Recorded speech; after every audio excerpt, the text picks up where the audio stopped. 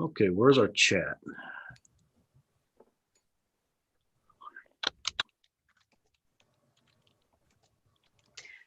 Cool. A little message comes up and says meeting is streaming live on YouTube. Oh, okay. Yeah, got it on my side too. Nice. Slash.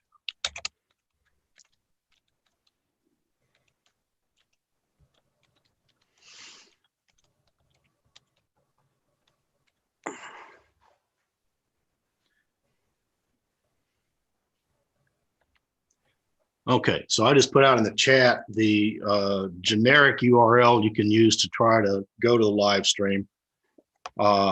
Somebody might want to pop that into a browser and verify.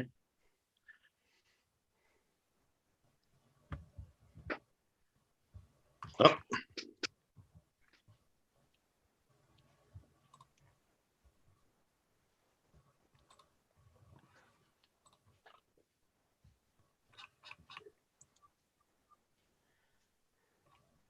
It grabbed my audio and set it over to my headset, which I didn't want to do. So I may have to bring my audio back now. Damn. Sorry. Little bitty laptop. I'm muting audio. Okay. Did anybody try to go to the live stream? I'm trying to go there right now. Is that under austinastro.org? No. No, it's Terry's. Yeah. I had to use my home page. You see the chat message up there is a URL. Well, that was me trying to go to the live feed, by the way, Terry, that music. Oh. Yeah, I don't know where that was coming from. Okay. Let me. I'm going to try it again. All right. It will be about 20 seconds delayed from what you're seeing right now. Live on YouTube. Okay, I'm going to live stream real quick. Now, that should just take you to my channel page, and you're probably going to have to click on your videos. If you don't see anything. That's correct. That was me trying to go to the live feed, by the way, Terry, that music. Oh.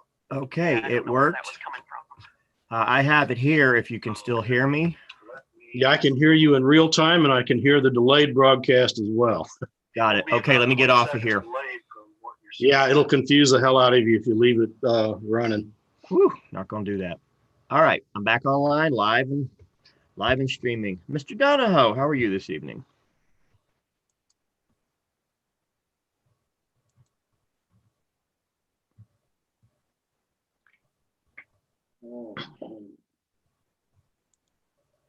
Mr. Rhodey?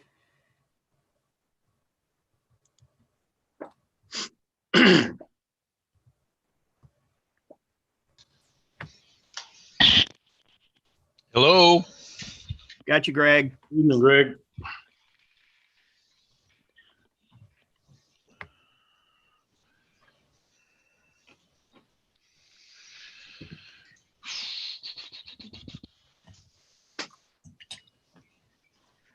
There's a fun company called Rhodey Schwartz, I think, on Facebook that advertises on my feed. I don't know why, but they offered a free spectrum poster, EM spectrum and allocations and everything. So I got it. It's really cool. Yeah, I think I've heard of them before. I think I've run into them before. What do they do? Lots of like signaling equipment and broadcasting and stuff like that. Okay. All right. No relation as far as I know. Cool. Spelled the same. Yeah. We have a whole bunch of roadies down the block here. Oh, wow. Living next to us for 20 years. I think they spell it the same way. Yeah, there's actually a roadie lane down by Brian's place. I keep thinking I'm going to steal that road sign one of these days. Awesome. Okay, put up the minutes from September. Can y'all read those? Are zoomed in enough? Yeah, looks good. Yeah, I can read them. Okay. You guys can go ahead and scan them so we can say somebody read them.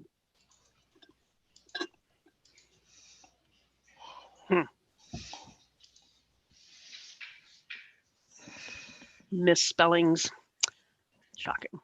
Oh, goodness gracious. There is lots and Well, lots I had to go to Nathan today and say, I don't know how hard this is to do, but I just noticed I got my acronym wrong last month in my president's notes on the Sidereal Times.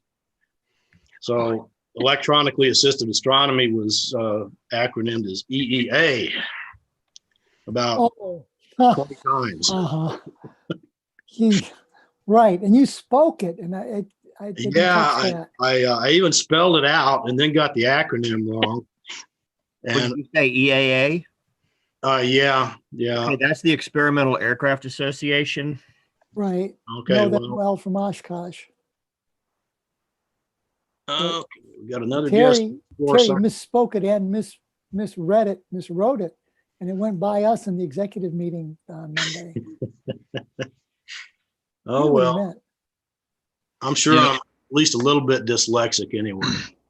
Well, that's the real magic of the English language and why it is destined to be the universal language, because you can horribly misspell it and still read it.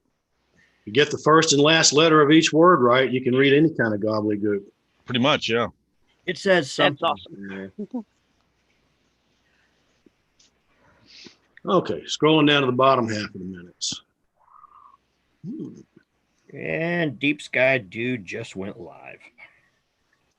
So you got a meeting tonight?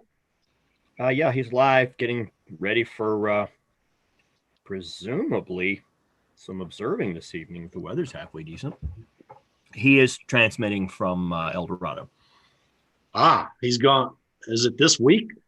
He arrived there yesterday. I got a note from Tara asking if I was going, and I said, well, who do I know that's going? I asked Spiegelmeyer or for sure Will Young. She said, yep, he's on the way, almost settled. And then he he's probably leaving early because his house is in the path of another hurricane. Yet another one going through the exact same path. I know. That's loads of fun. Well, Tara didn't go out there, did she? Don't think so. Believe so. I don't think she was making any preparations. It could have been maybe she needed to get something transported out there or ask somebody to bring something back, but she made no indications to me that she was going. Her trailer is still in your backyard, so that would be my first indication she's probably not going. Yeah. Good evening, Joyce.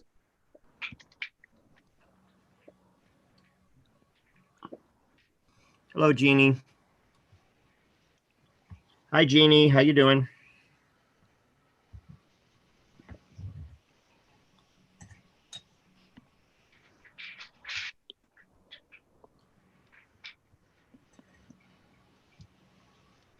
You guys hear me okay?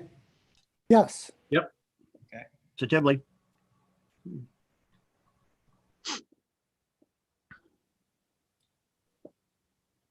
Scott, you do a lot of presentations. Yes. No, I could tell. I mean, I watched one of them on the five factors to seeing, and so that was nice. But when you left a voicemail message on my phone, it wasn't like the voicemail messages everybody always leaves, including me, like, well, hi, this is Mike, and okay, call me back. I mean, you just made a delivery, and there you went. It was great. I could tell you do a lot of it. Now, I do a lot of it too, but I do my public speaking from notes. Yeah, I can't do that. Notes because that screws me up. Okay. That screws me up. I have to just know what I want to say and just kind of guide along. You know, I never think that I'm giving the presentation and they're here to see me. I always think that I'm a guide. They're here to see Pat.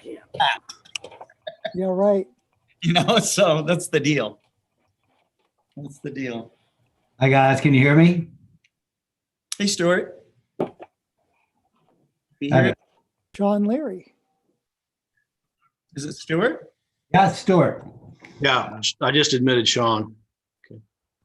I had to, my computer's acting up, so I borrowed a computer. Are you guys going to broadcast this?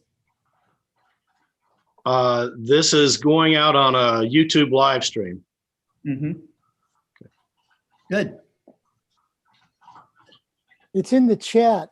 Scott, can you see that chat? Maybe. And Yeah. YouTube, Terry Phillips.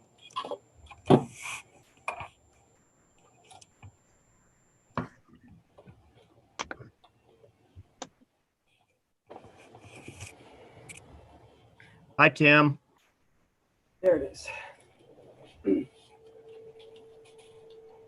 New share pause.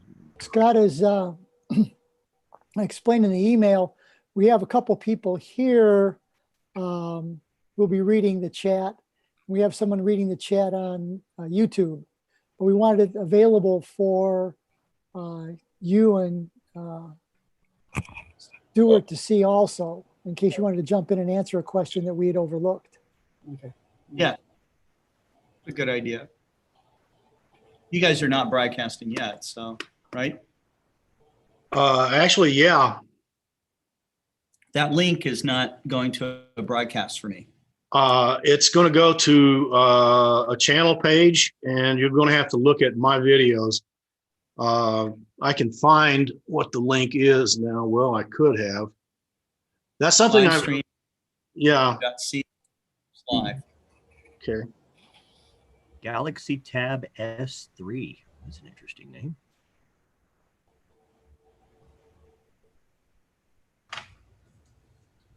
Hey guys, can y'all see me? Yes. Yes. Tobin? Yes, Well, G. yeah, I borrowed a computer. My computer is going on the fritz today. Oh, So I'm Jeannie Tobin tonight. Okay. How That'll about be that? confusing. I could rename you, I think. She's much prettier than I am. So if you could spend an hour with her, it'd be much more fun. Let's see. Jeannie, how are you? I've got a couple of dogs wandering around too. So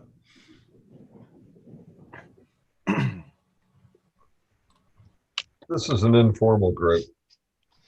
Well, I want to see how this looks. hi, Tim. Sharing. Hey, Brian, how you doing? I are so here. All right. Excellent. How about a toast? What are we toasting? To a wonderful meeting tonight. Let's just start with that. Okay. No major glitches. Let us share information and learn some nifty stuff about what lies. You got it. Yep. We could toast the October- beautiful couple weeks of weather we had. That was clear. That was really nice. Boy, it's been great. It's It has been been. fantastic. I just Actually, want at to least on Mars. understand. I just want to understand why I bought so many Explore Scientific products. Just gonna hear that tonight. Fiction. So have you had any problems with the hurricane coming up? Passed us by, barely. Good. Yeah, we were just talking about a good friend who's gone over to El Dorado Star Party early because Beaumont is in the path. Oh. So Oh, I forgot the El Dorado Star Party would be now. First one I've missed. Yep. 15 years, 10 years, 12, something. time is it? Oh, it's almost showtime. yeah, I got a couple of minutes here.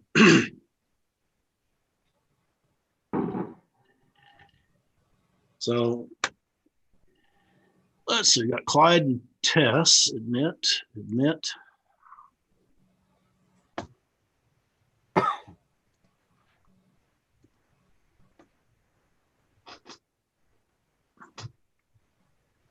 I'll mention I'm ready to admit folks too, but no one has been showing up on my screen. Yeah, do you have the participants little dialog box open?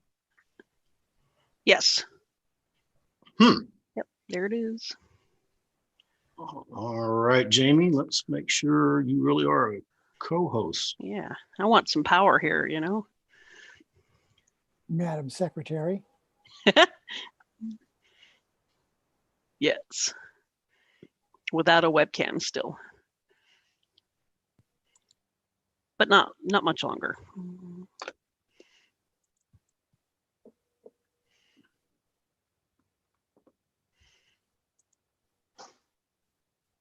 Okay, you should be a co-host now, Jamie. Ooh, I see that now. Thank you. So exciting.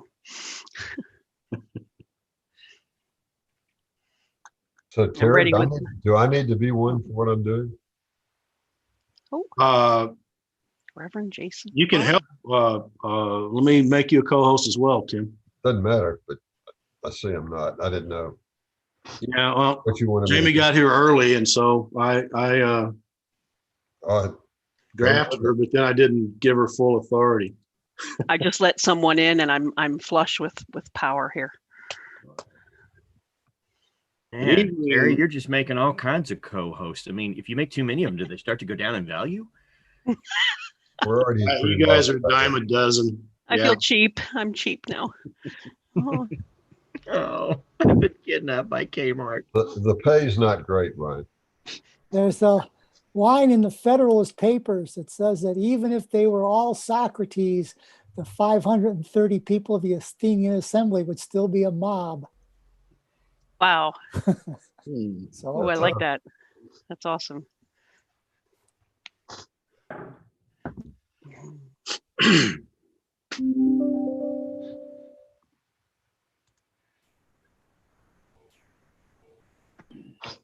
Okay, so I'm still sharing minutes here. I'll scroll down to this bottom half there. People want to scan those while we're waiting. I'll put the agenda up in about another 2 minutes, and we'll get started. Just let some sketching name person, Dawn Davies. I let her in. I don't know if that was okay. That's a pseudonym. Don't. Oh man. Yeah. Uh-oh. Why do you have the EC minutes up? Are those the EC minutes? Should be the GA minutes. No, GA. GA, sorry. Okay. Yep, Dawn is in. There goes the neighborhood.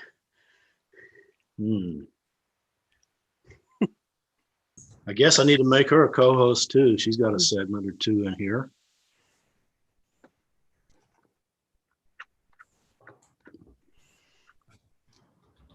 But it was my job to ruin the neighborhood.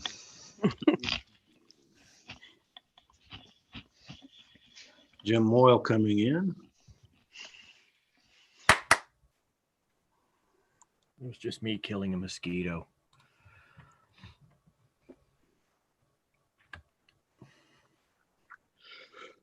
Okay. Terry, the farther down you scroll, the fewer misspellings there are. I get better over time. She was sobering up. Grill Scouts. What? Oh my God. Girl Scouts. Awesome. Oops. I vote we evening, approve Dawn. these minutes just because.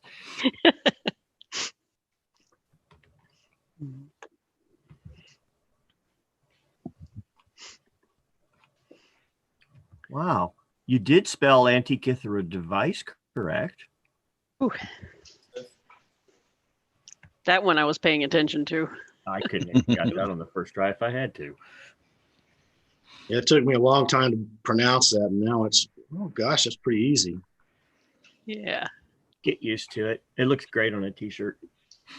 Okay, so I'm going to switch over to share the agenda now. Let's see.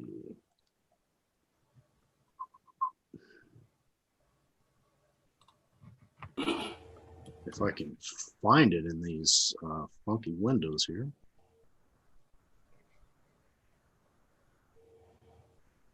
Let me move this over to the other window.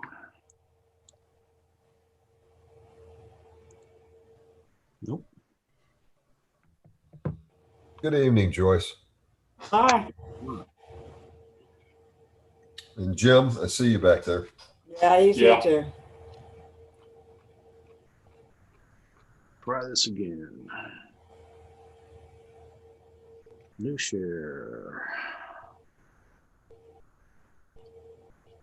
This one. Share.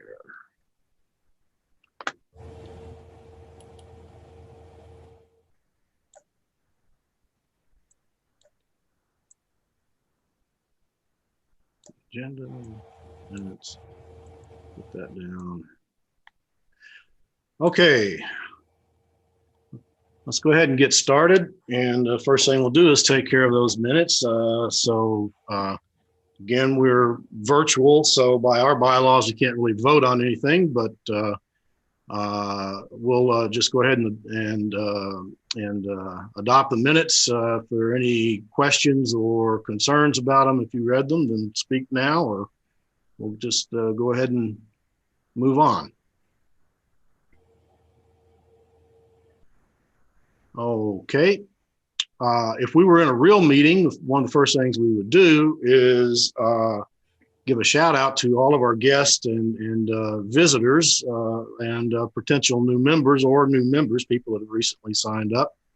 All our speakers are guests, but they're going to get their own special introduction. Do we have anybody else on the Zoom meeting who's first time with Austin Astronomical Society that you'd like to let us know who you are?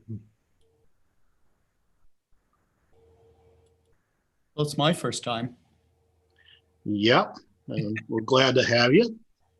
I'm Scott Roberts with Explore Scientific, and I'm honored to be on your program and part of this meeting. So we feel honored to have you.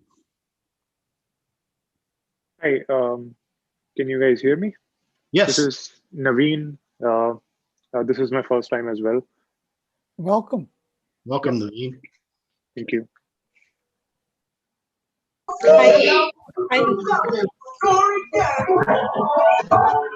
Hi, my name is Justin Wallace. This is my first time as well. Sounds like you got a lively house there, Justin. I do. 4-year-old. All right. Good to be on. Welcome to both of you. Welcome, Justin. Thank you. And this is Tess Sherman, and I'm a new member, returning from years ago when I had been a member. So glad to be back. Okay, we won't ask you how many years. Awesome.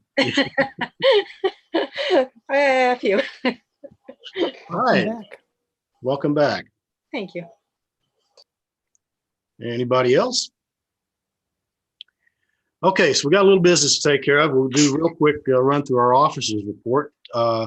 Did Patrick make it in? Didn't see him.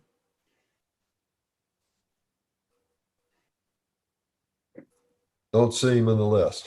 Okay. Well, we still have money, and he's taking care of it. So we'll move on. Mike, I love that. With the VP report. Go ahead and you put that up. We can do a share screen. Okay, you want to share? I think we can do that.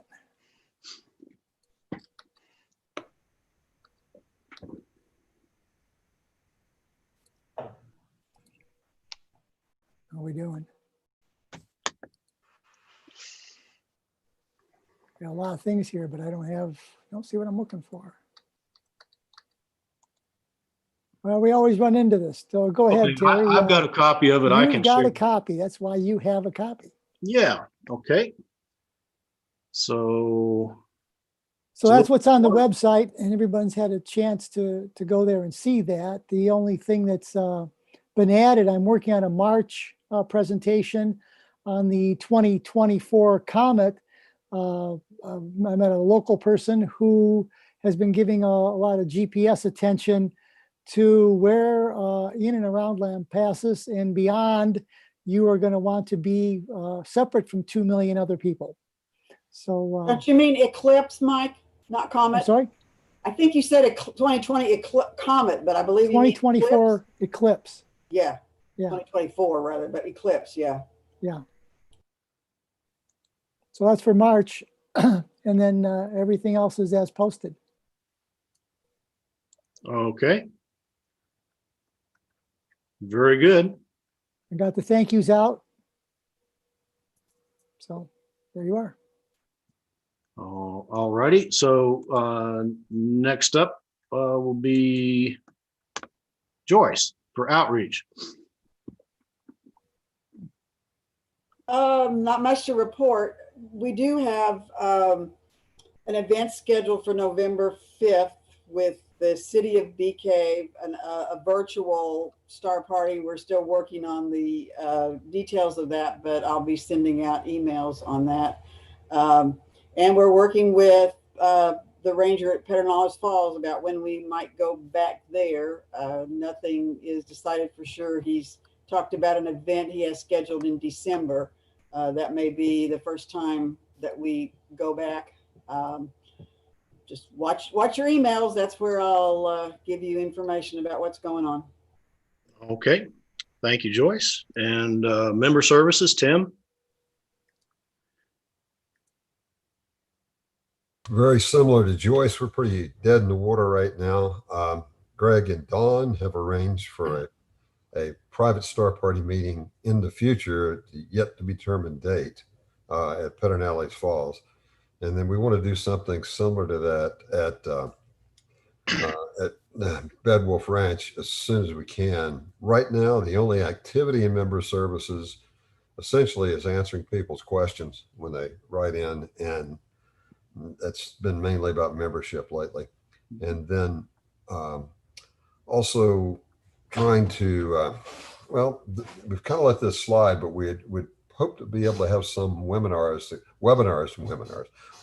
to kind of replace the basic astronomy we used to have, but we're not very far with that. But we'll get back to that and try to work on it. Other than that, COVID has us dead. Not literally yet. Not yet, anyway. Okay. Thank you, Tim. Brian, how's our equipment doing? All right, back up. The latest and the greatest information that has come along, I did loan out one of the loaner scope packages. It's an 8-inch arrangement to, she's a spinal specialist. Lady was very adamant about getting the right telescope so she could go out in her backyard with her 5-year-old, and she was already texting me the things that she had seen. So it is definitely getting some use, and that's awesome. I spoke with and have been keeping in contact with Domingo. He is going through a 10-inch that was donated by a friend of mine a while back. And we're going to confirm that everything can be squared up with the mirror by getting a laser on it. And if that's kosher, then we'll go ahead and order all the parts, a Telrad, a cover for it, et cetera, and prep it up to be a complete package. So there will be a 10-inch Dobsonian, I believe it's an Orion or a Celestron package, older one. Mirror is good according to Domingo. So that will be added to our loaner scope. So we'll be able to get a little more aperture out there. We continue to work on the Connex. Don Davies and Greg Rohde and myself go out every Saturday. We're making progress. We've actually been mopping up various problems and straightening some things out with the wiring to get it the best that it can be for how we're going to use this, kind of walking through it and making sure it's correct. And we're going to start in on the installation again here very soon and begin skinning it. We have put a crossways wall on the back with a door so that there's a little 10-foot section from the back now that will become the storage area for the telescopes. And the lighting for the ceiling, for the white lighting, is all in. And we have an air conditioning on order for it as well. So we're moving right along with it. Yeah, when are you planning to paint? You're going to need some hands for that, aren't you? We will, and we'll get in advance, some advance notice out on the day, because we will need many live bodies the day we decide to do the outside work. And the outside work is in no way contingent upon the finishing of the inside work.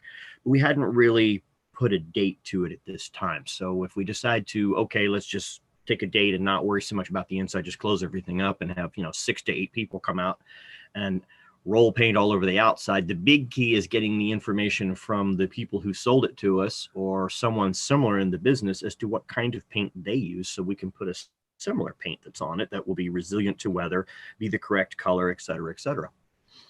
Do we have color restrictions? Namely, we want a light gray for its reflectivity in terms of the amount of heat and sunlight, and 2, it will match the barn. Now, approaching from the road, coming in past the bird blind, you will not see it at all. It does not stick out past the horse barn at all. So you have to approach and get farther up to one side or the other of the horse barn to even see that this container is there. However, the plan is that it is a similar color to the old corrugated metal that the horse barn is, so that it blends in. Brian? Just a quick question. It might be helpful to people that are new or that don't know what you're talking about the barn and the horse barn and what and the Connex, what we're doing. Just a quick aside. Okay, fair enough. Thanks, Tim. I keep forgetting. We have a lot of new faces coming in, and they haven't had a chance to go out to Pedernales. Pedernales Falls is for all intensive purposes, our new home for observing. It's where we'll be doing a lot of our public events from.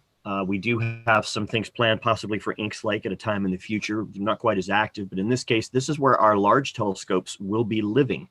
We'll be able to put them out there and lock them up in a 40-foot Connex container that was obtained through about 2 years worth of red tape to go through, because that's what it takes to deal with the state. But once it was placed out there, we're doing a build out on it so that it has wiring, insulation, paneling on the inside for most of it. You can still open the doors in the back, and it has a roll-up door on the side and an air conditioner unit that can be run specifically with a generator. We are using a generator to do all of our work, and it's just for early in the afternoon, maybe cool it down if we need to, roll up the door.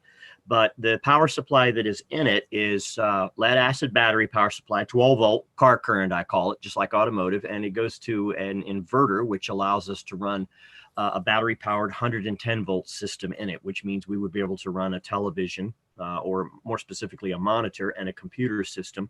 So if we get out there and find out, well, it's just going to be all cloudy tonight, we can still do planetarium programs on the 50-inch screen, which will sit on the wall opposite of the roll-up door down the side of it. Or we could possibly pull the speakers out to the front. We're working on the wiring arrangement for that. But it's essentially like finishing out an office or a house. And would you like me to share videos or share photos of this? If you, Terry, can you give him permission? Sure. Please, Greg. All right. I haven't shown anybody any pictures of this in a while, so. Yeah. Okay, but let's watch our time, guys. Let's do a highlight here. Okay. You can share now, Greg. Okay. Yeah. Yes. My fault. I opened the gates.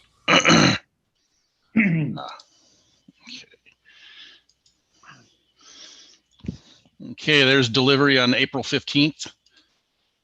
This is one of the later pictures inside. We've finished out the north end of the Connex. You can see the window back here for the air conditioner.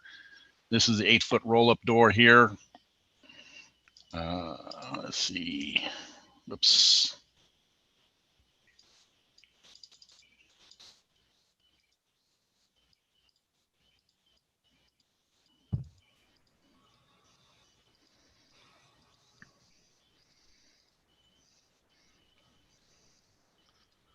So there's this cabinet on the end here is where where all the electrical is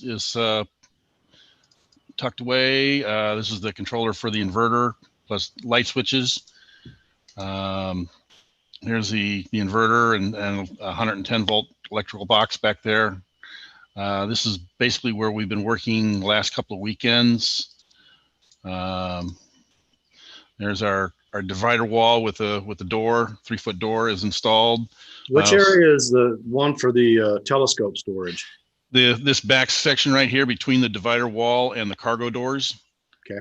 So that's 10 feet by 8 feet. The door here is 3 feet wide, so we can bring the large scopes through this door if we want to. If we don't want to open up the cargo doors. Let's see. This is some of the wiring we've been doing. We've got an outside electrical box on it now. Hello. Looks like a couple of nerds. Yeah. Yeah. Anyway, okay, looks real good, Greg. I don't mean to cut you off. But that's about where we're at. Okay. Thank you, Greg. Mm-hmm. Anything else, Brian? No, sir. I believe that covers everything of any crucial nature or recent development in terms. Okay. Do we have any other members at large or officers that have anything to report? No. Okay. Then I don't think we have any other outstanding business unless somebody brings it up really quickly. Otherwise, we'll move on to Dawn for her Owl Corner segment.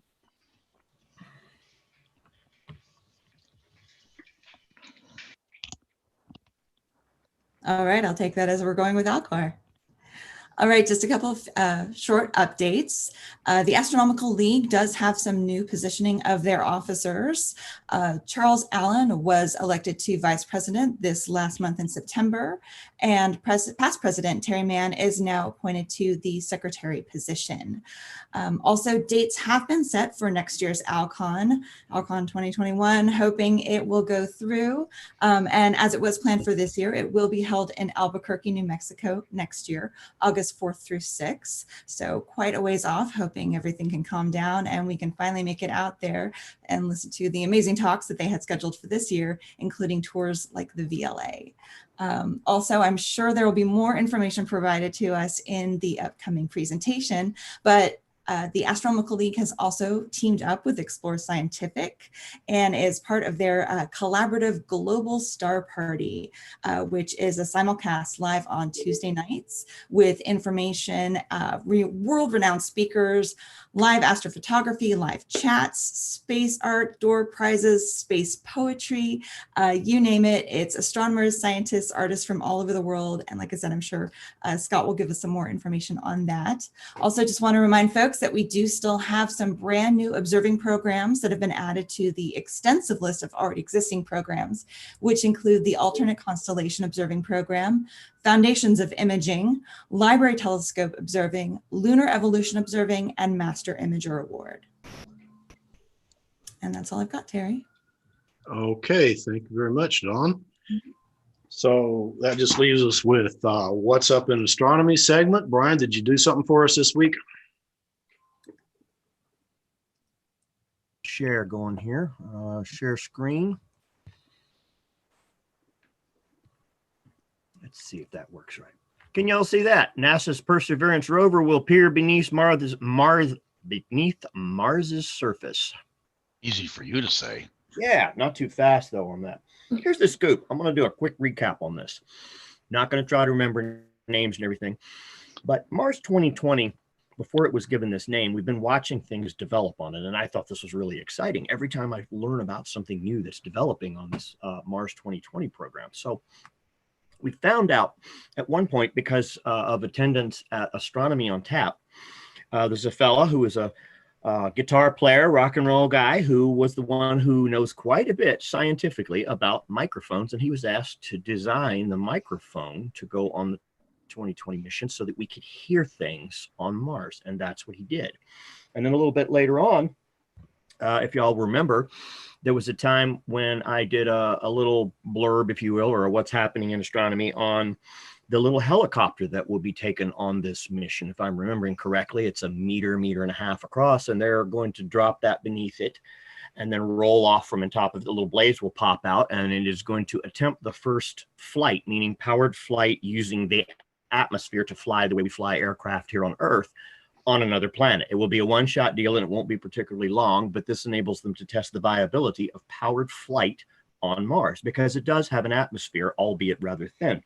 And then thirdly, and not so long ago, there was a wonderful section with a complete film and everything talking about the 7 years or so that they've put into the 3-robot combination that will extract the core samples from Mars and then take them and put them through a second robot, and then they will be indexed, and then a third robot will cap them and store them. And so they, like I said, 7 years and an enormous amount of time and effort has been put into getting that exactly right so that they could pull these samples, cap them, save them, catalog them, and have them prepared for a future time for retrieval back to Earth, which a plan for that is not even completely laid out yet. But they will be either dropped out of a large cartridge on here or will remain on the rover to be picked up at a later time. How cool is that? And then I recently ran across this. Check this out. Okay, Perseverance rover will peer beneath Mars's surface. And the way it works is it uses a radar imager from Mars's subsurface experiment, also known as REMFAX. That just sounds cool. It uses radar waves to probe the ground, revealing the unexplored world that lies beneath the Martian surface. In other words, they're going to try to look beneath the surface to see what's going on using some similar technology to one that you may have remembered seeing in Jurassic Park, which is some 20, 25 years ago. It was a common way to look for fossils and pretty much any kind of ancient remains at a certain depth. You can only go so deep with it. beneath the ground by firing a charge and using the sound waves and trying to pick that information up using receiver.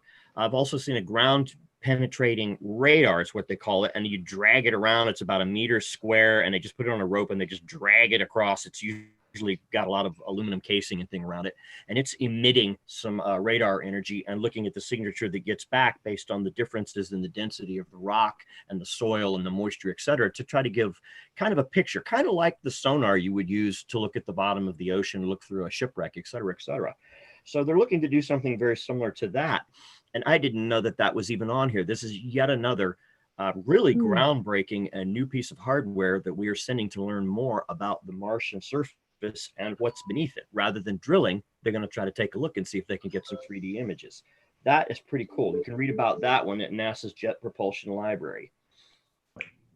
Another one, and this is an astronomy not in the news, from Astrobytes. Venus may have phosphine, but Mars has lakes of liquid water.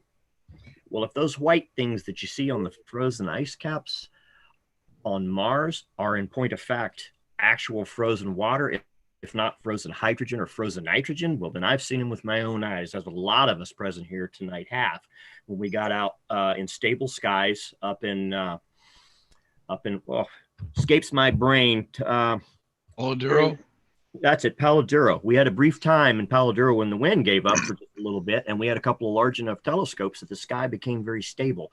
And Mars gave us a really amazing view, as did all of the planets. Stable skies make a whole lot of difference. Well, one of the things about this one, I'll just read over this one. I haven't flipped this over to you yet. Hang on a second. It's covered here on the top, so it makes it a little hard for me to do this. So I'm going to have to move it down. There we go. There we go. Now let's bring it back on up. We can see it. Yeah, a little control panel at the top covers it. Can you see that image there? Okay, what that says, this past month has been huge for our neighboring planets. Phosphine was officially detected on Venus, and it may point towards microbial life. Now, liquid water has been confirmed and mapped beneath the surface of Mars. The water was first discovered in 2018 by the Mars Express spacecraft and underneath an ice sheet near the planet's south pole. Today's paper used the same instrument, the Mars Advanced Radar for Subsurface and Ionosphere Sounding, called MARSIS, and that's a mouthful, to look at the region in more detail. Water on Mars, a saga. I'll keep it brief. The search for water on Mars has been a long one that has mostly resulted in finding lots of ice. Ice being an indication that you've had water there either now or at least at some point in the past, which could potentially indicate life as we know it. The North Pole makes up a lot of that, whereas the South Pole is smarter and actually contains a considerably more solid carbon dioxide due to its freezing cold temperatures, I would imagine. Scientists have also found evidence of water formerly flowing on the planet, and that evidence, as seen by satellite, is one of the things that they're going to investigate in the area where they will be landing the Mars 2020. And as you know, you can dig up things fairly shallow in a dry riverbed and learn quite a bit about what flowed there or once flowed there, or maybe even water very near the surface underneath. So this ground penetrating radar arrangement is going to be pretty awesome. That is yet another first time instrument that we are sending to Mars to learn more. It's a great time to be exploring space. And that is what's up in astronomy this month. All right. Thank you, Brian. Let me give you back the share on this. Okay. Well, I think we've reached that part in the meeting where we're ready for the main presentation. This is going to be our first kind of panel discussion. So we weren't quite sure, what the protocol might look for one of those. Normally, we just turn it over to one speaker who's usually got a PowerPoint, but this time we're going to just chat. And we've asked Mike to kind of moderate the discussion here. So, Mike, have you got do you want to go ahead and just take control here now and get us started? But yeah, thank you, Terry. Tim and I are going to split this. The way we decided was that we'll be watching the chat, and our two guest speakers can also watch the chat. But just by way of introduction, I'm not going to take too much time away from these two entrepreneurs who deliver so much to the hobby. They each are going to take about 5 to 8 minutes to tell you about themselves and how they decided to launch their endeavors. I will say that it is a principle of business that if you want to understand a firm, look to its founders and leaders. And conversely, if you want to get an estimate of a person's character, look at what they have created. Both of these firms have websites that are open to the public. In addition, all active members of the Austin Astronomical Society will receive a special coupon code for a free individual subscription to Astronomy Technology today. As for Explore Scientific, I'm not completely impartial. I just bought a telescope this afternoon, but I did that after 4 different engagements, sending queries and talking on the phone to their customer service and support people. They really went the extra parsec to deliver product information so that I could make an informed decision. Tonight's meeting will be an open Q&A. So in order to have some order in all of that, all the microphones are muted. You can submit your questions by keying them into the chat dialog box. Tim Brown and I will be monitoring the Zoom platform. Dawn Davies will be on YouTube. And in addition, our guests will also see those chats so that they can address something of special interest or importance. So all of that being said, without further ado, please let me turn the meeting over to our guests, Stuart Parkerson and Scott Robertson. Alexis, I'm hosting a meeting on astronomy. Yeah. Hello. Go ahead, Scott. Well, it's an honor to be here. I am a Texas son. I was born in Plainview, Texas. And so Texas is near and dear to my heart. I love Austin. It's a great city, great, cultural things going on down there. And it's a city, to me, a city of science, so, it's great to be a part of your meeting, and, I'm happy to participate.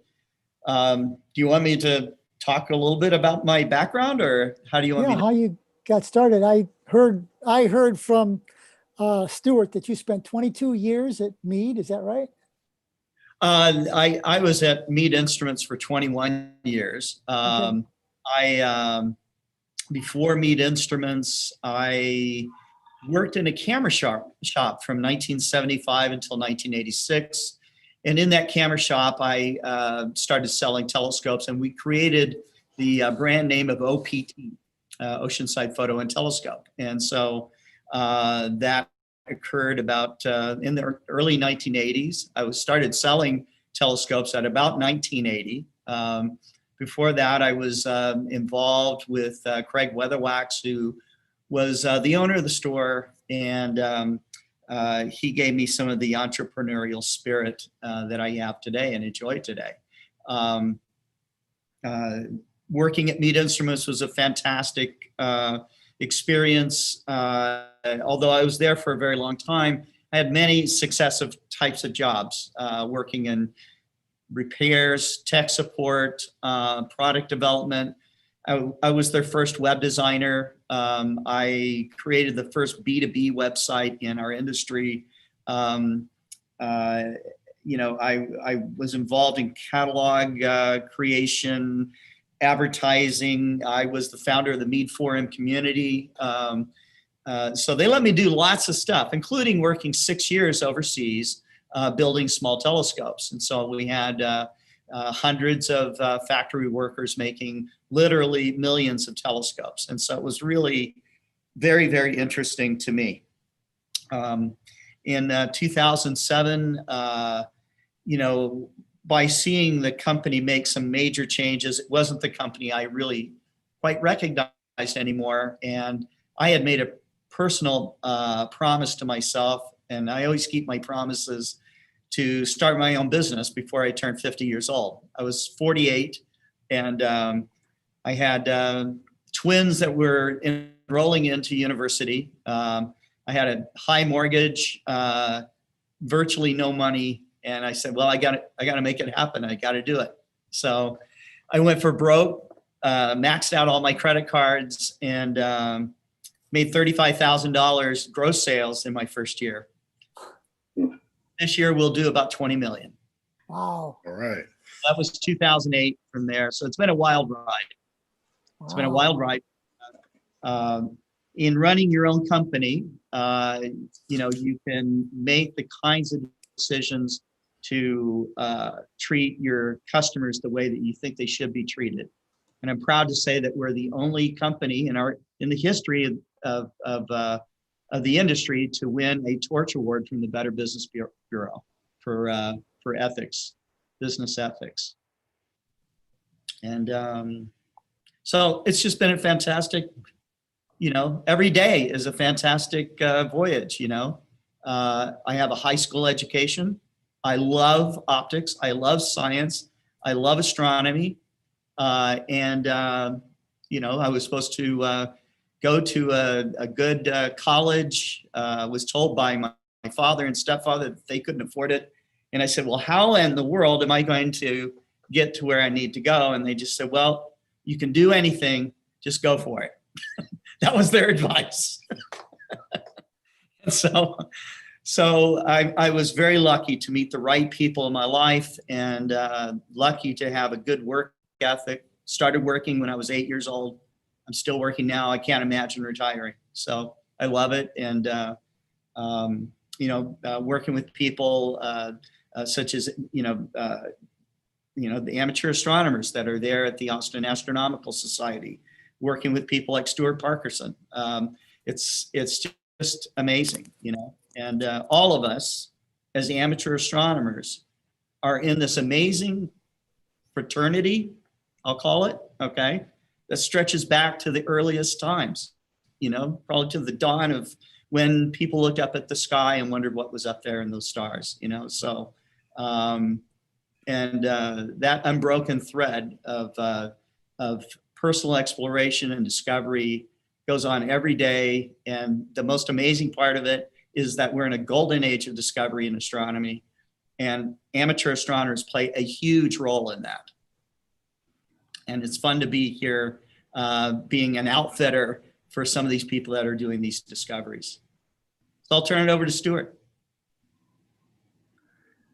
Well, Scott, my story is no way as interesting and fun as yours, but it is interesting. In 2007, we launched Astronomy Technology Today, and my brother, Gary Parkerson, who's since retired, was the reason we started this. He was a lawyer who had retired, had time on his hands. We took a trip to the Grand Canyon and brought a telescope with us, and we couldn't use it.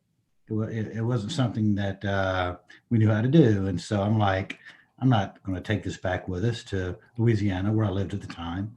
He said, no, let me keep this. And he was inquisitive. And I think that's something that all amateur astronomers are. They're inquisitive. And anyway, so he ended up spending the next 5 years learning everything about telescopes. And he's like, well, there's really no real telescope magazine. Let's start one.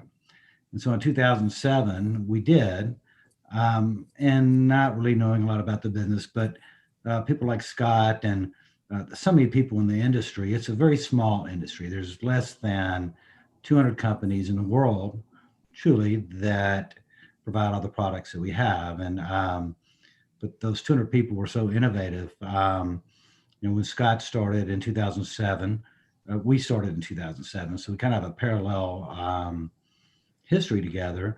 And when Scott started, he was totally confident. He knew what he was doing, very excited. And Scott's totally confident and very excited today. But something bigger happened in 2007. The iPhone came out, and it changed the world, and it changed astronomy, and it changed what we're doing. And it's interesting to see, because I don't have that history that Scott does. I was outside the industry up until we started the magazine.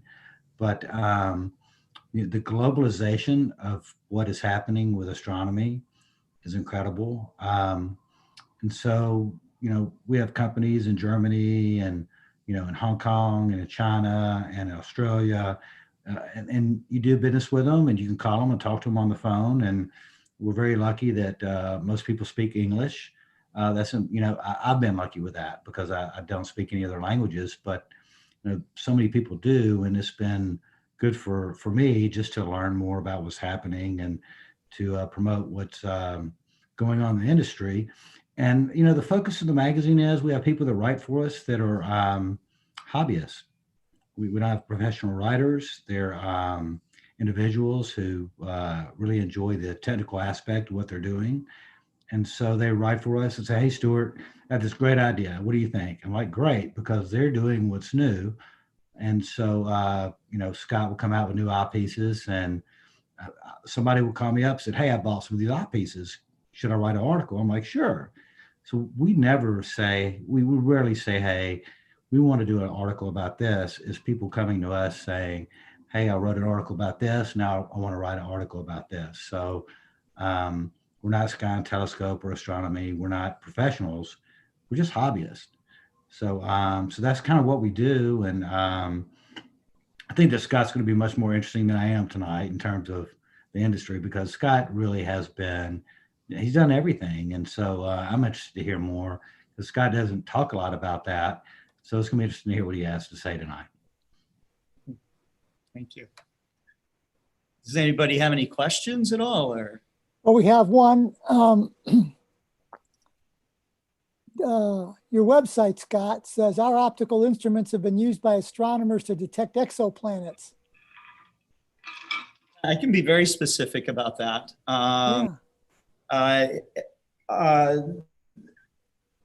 My vice president of engineering is Jerry Hubble. And Jerry, I met at the Northeast Astronomy Forum. He had just bought one of our telescopes. He was a very enthusiastic astrophotographer. His real job was making instrumentation and test procedures at a nuclear power plant. And I was on this was early into my company, and I knew I needed to develop a go-to system. And so I started this conversation with him at NEAF to discuss how to create the go-to, my ideas about creating a go-to system. Meade Instruments went down a path of making over 20 interlocking patents, trying to protect and secure the secrets of how a go-to system would work. They were embroiled for years with Celestron in a lawsuit where one claimed to have copied the other. And both companies spent millions of dollars fighting it in court. They eventually settled it out in mediation after many years. And I thought, wow, what a crazy way to spend a ton of money and come up really pretty much empty-handed. Okay. And I thought that I had deep philosophical ideas about who really owns the brand of a company, who really runs the technology of a company. And it's the customer. It's the customer. It's not the company. Okay. No matter what a company does and fights to keep its technology and all the rest of it, people in our hobby, gosh, what do you got? You've got electronics engineers, computer programmers, mechanical engineers, opticians, real experts, that are involved. And there's really nothing that they can't do themselves. But if they're being served correctly by a company who will look after them, protect their investment, help them when systems go down, be there for them, and engage them in a way that they can actually co-develop and co-design the product. That makes it really interesting. We're hobbyists. This is our lifestyle. Okay. We're not buying a widget. Okay. We're buying something that helps us explore and discover things. He went on to develop what we call the PMC-8 system. And this system is open source. And so with the development of that open source system, I again went to Jerry and I said, I want to have a robotic remote observatory that other people can control using our system. And so he developed with some friends the Mark Slade Remote Observatory. And so in there is a G11 telescope with PMC-8 go-to system that's remotely operated over 200 nights a year. at one point, Jerry came to me and said, well, I've been reading this science paper, a professional science paper about how diffusers are used to measure thousands of a magnitude differences, okay, not hundreds or tenths of a magnitude, but thousands of a magnitude difference in the search for exoplanets passing in front of stars.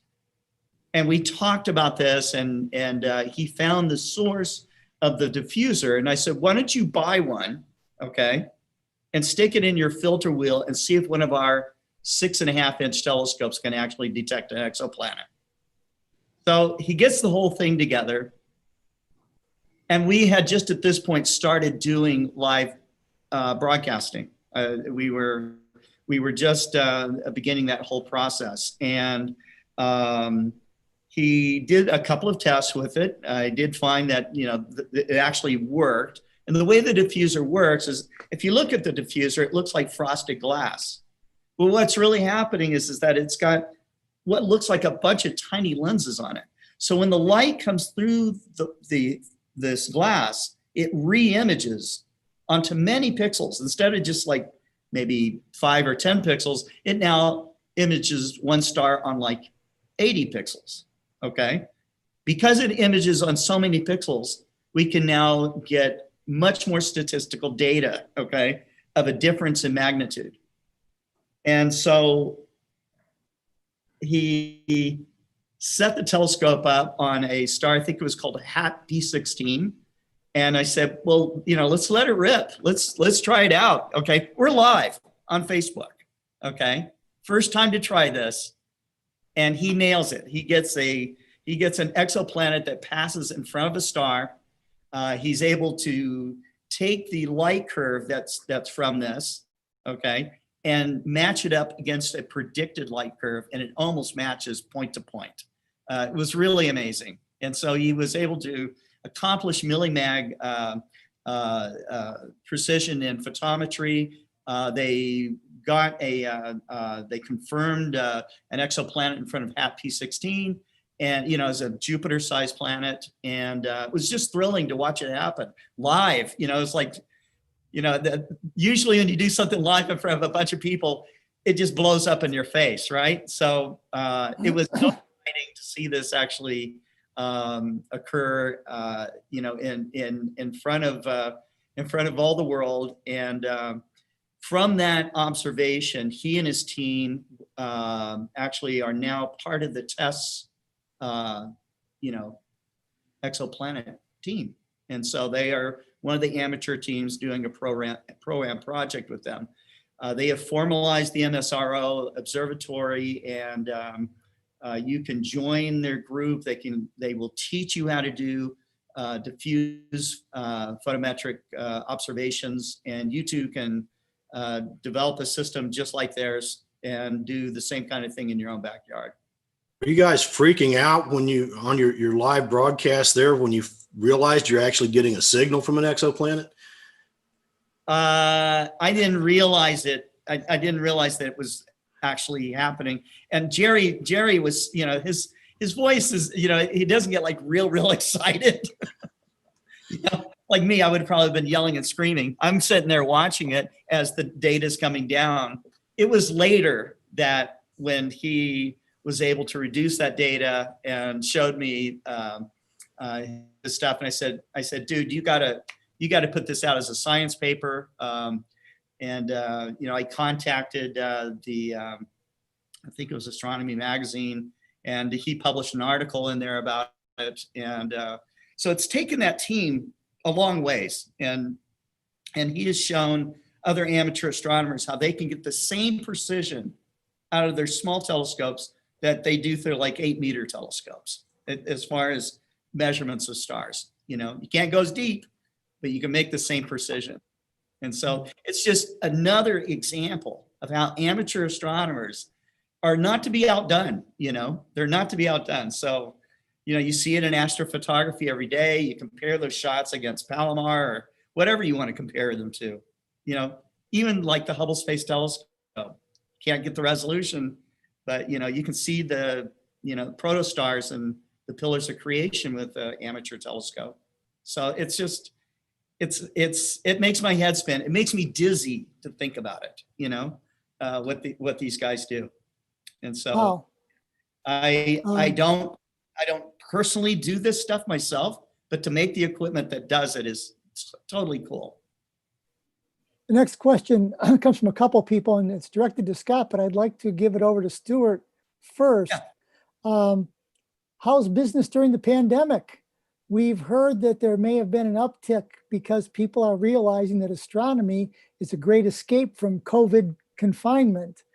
You may not have a good baseline, Stuart, but do you see a difference in your publication history and your readership, your responses? And how do you measure those things, if I may ask? And if I might have missed what you said at the very beginning, could you talk a little bit about your background in publications? Well, excuse me. This is the first astronomy-related publication that I've ever done. So I have a background in marketing and advertising and in publications in magazines.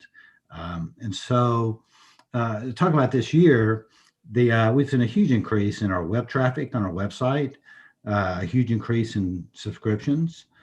It was interesting. Scott invited me last night to be a part of his the Global Star Party, that event that they did last night, and the owner of OPT was appeared. He spoke before me. Actually, before him was this wonderful 10-year-old girl who talked about wanting to go to Mars, and I was like, I think I want to help her go to Mars. It was really very nice. I mean, she's just a sweet girl, very fun. But the owner of OPT was saying that he felt so bad because so many people wanted to buy products that it was hard to get right now. And the challenge today is, and I won't speak for Scott, but the fact that so many people are entering the hobby now, or deciding to buy something new or try something new, and everybody's trying to catch up. They weren't ready. Nobody was ready.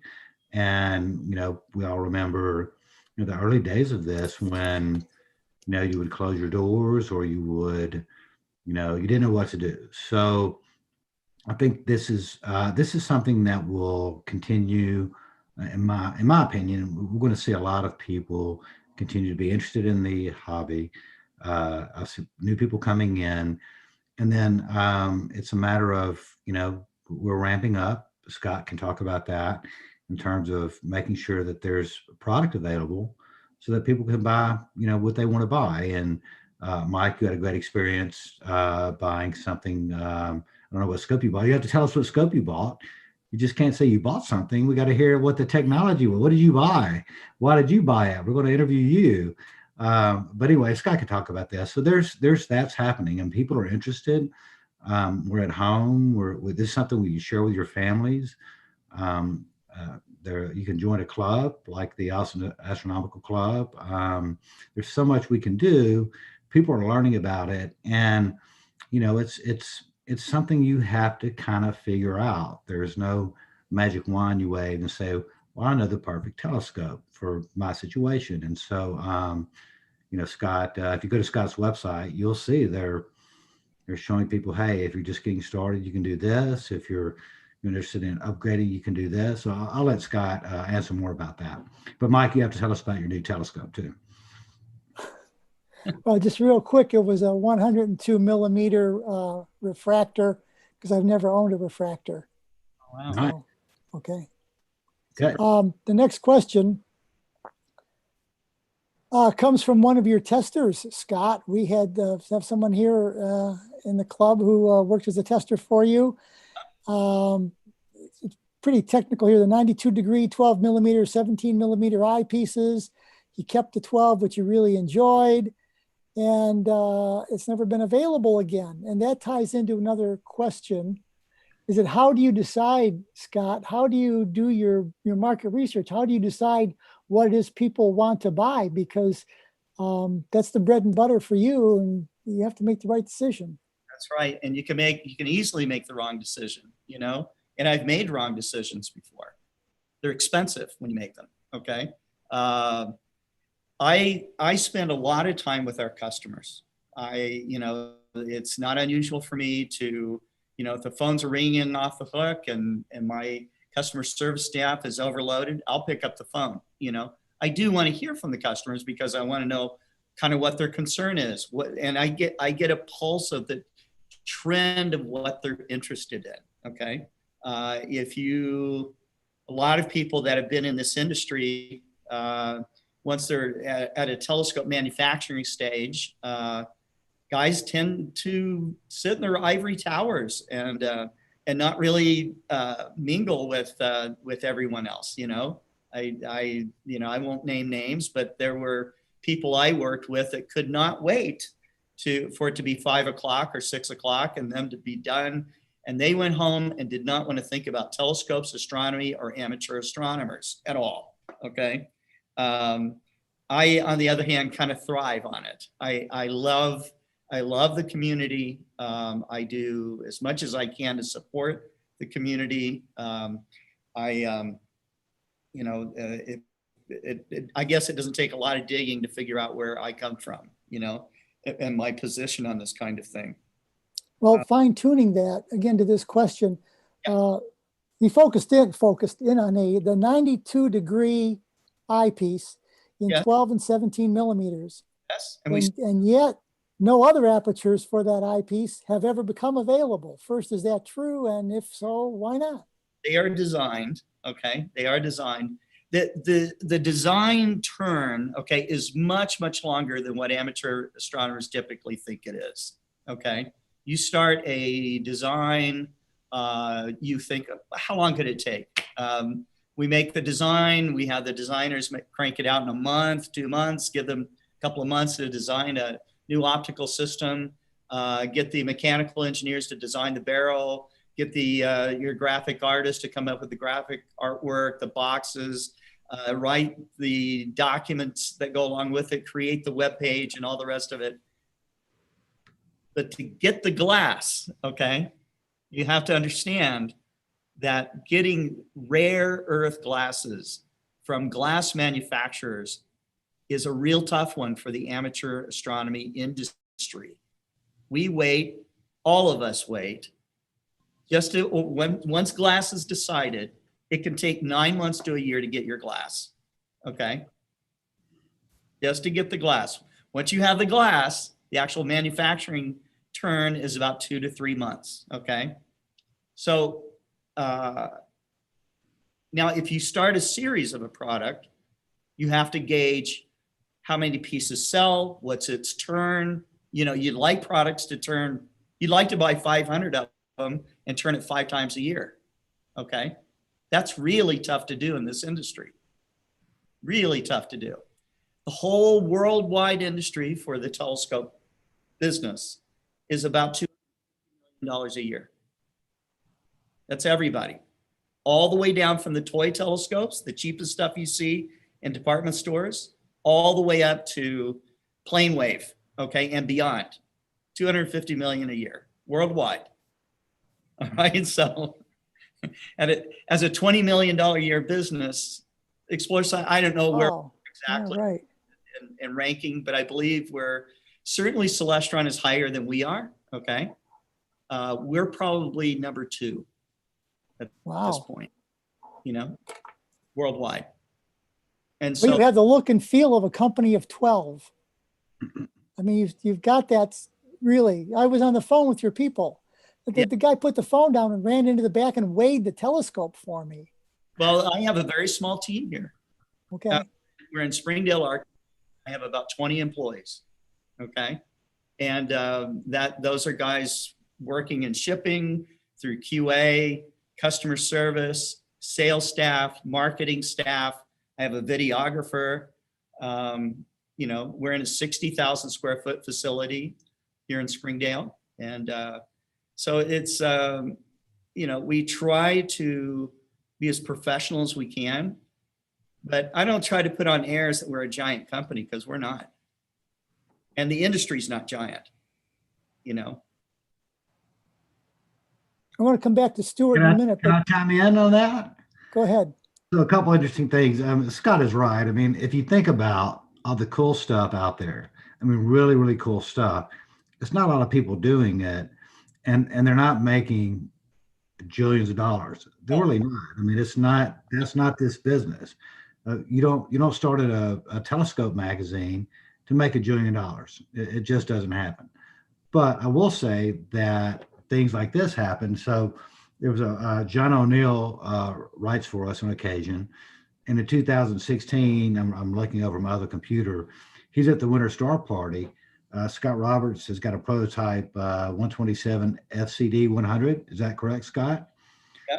And John goes, I really like this.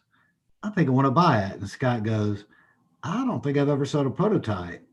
But he did. And John liked it so much, he wrote an article about it. And so Right. you're never going to go to somebody who manufactures an iPhone and says, hey, GM or CEO of the iPhone, I like that. But this business is small enough where you can, and you can talk to the owner, you can talk to the important people, or you can talk to the people who are making it.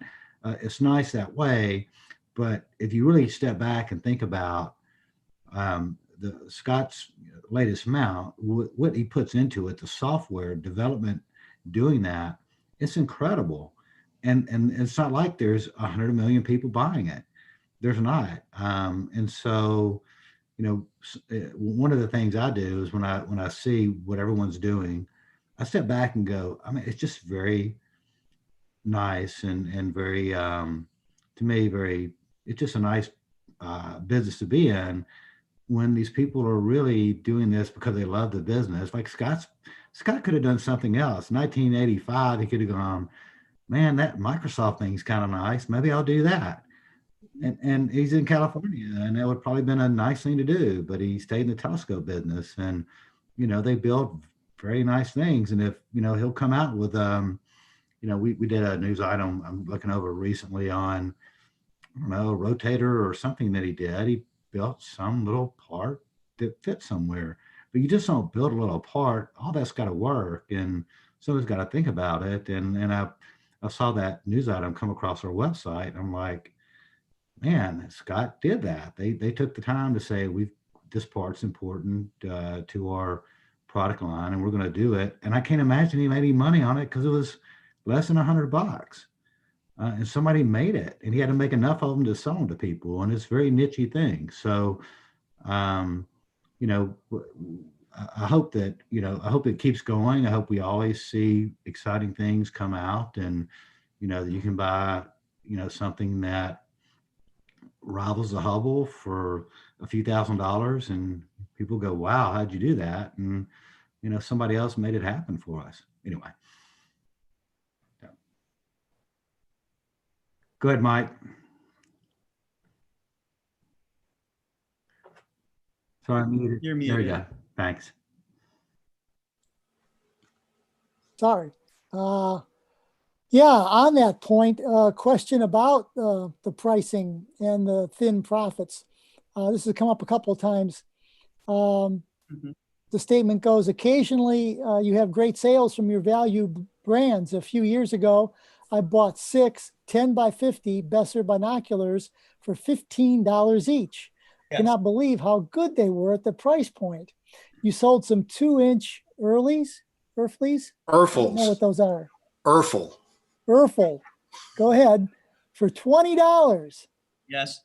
Go ahead, Terry. You only bought one, and Terry. I only bought one. I've been kicking myself for not getting a dozen of them. And if you ever put them on sale again, drop me a note. I'll clean up on them. And I How put do them you at stay in business? I mean, you have some thin margins. I mean, just again, the telescope I bought, I started thinking about what was involved and knowing what's in, I've worked in manufacturing, and you're on a pretty thin margin there. Yes. How do you do that's it? Right.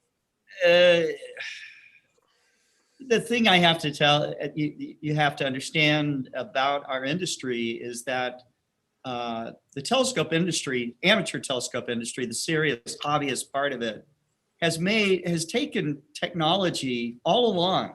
I mean, think of Celestron developing and mass producing Schmidt-Cassegrain telescopes. Before Tom Johnson did that, it was thought impossible to make a Schmidt corrector in mass production. Okay.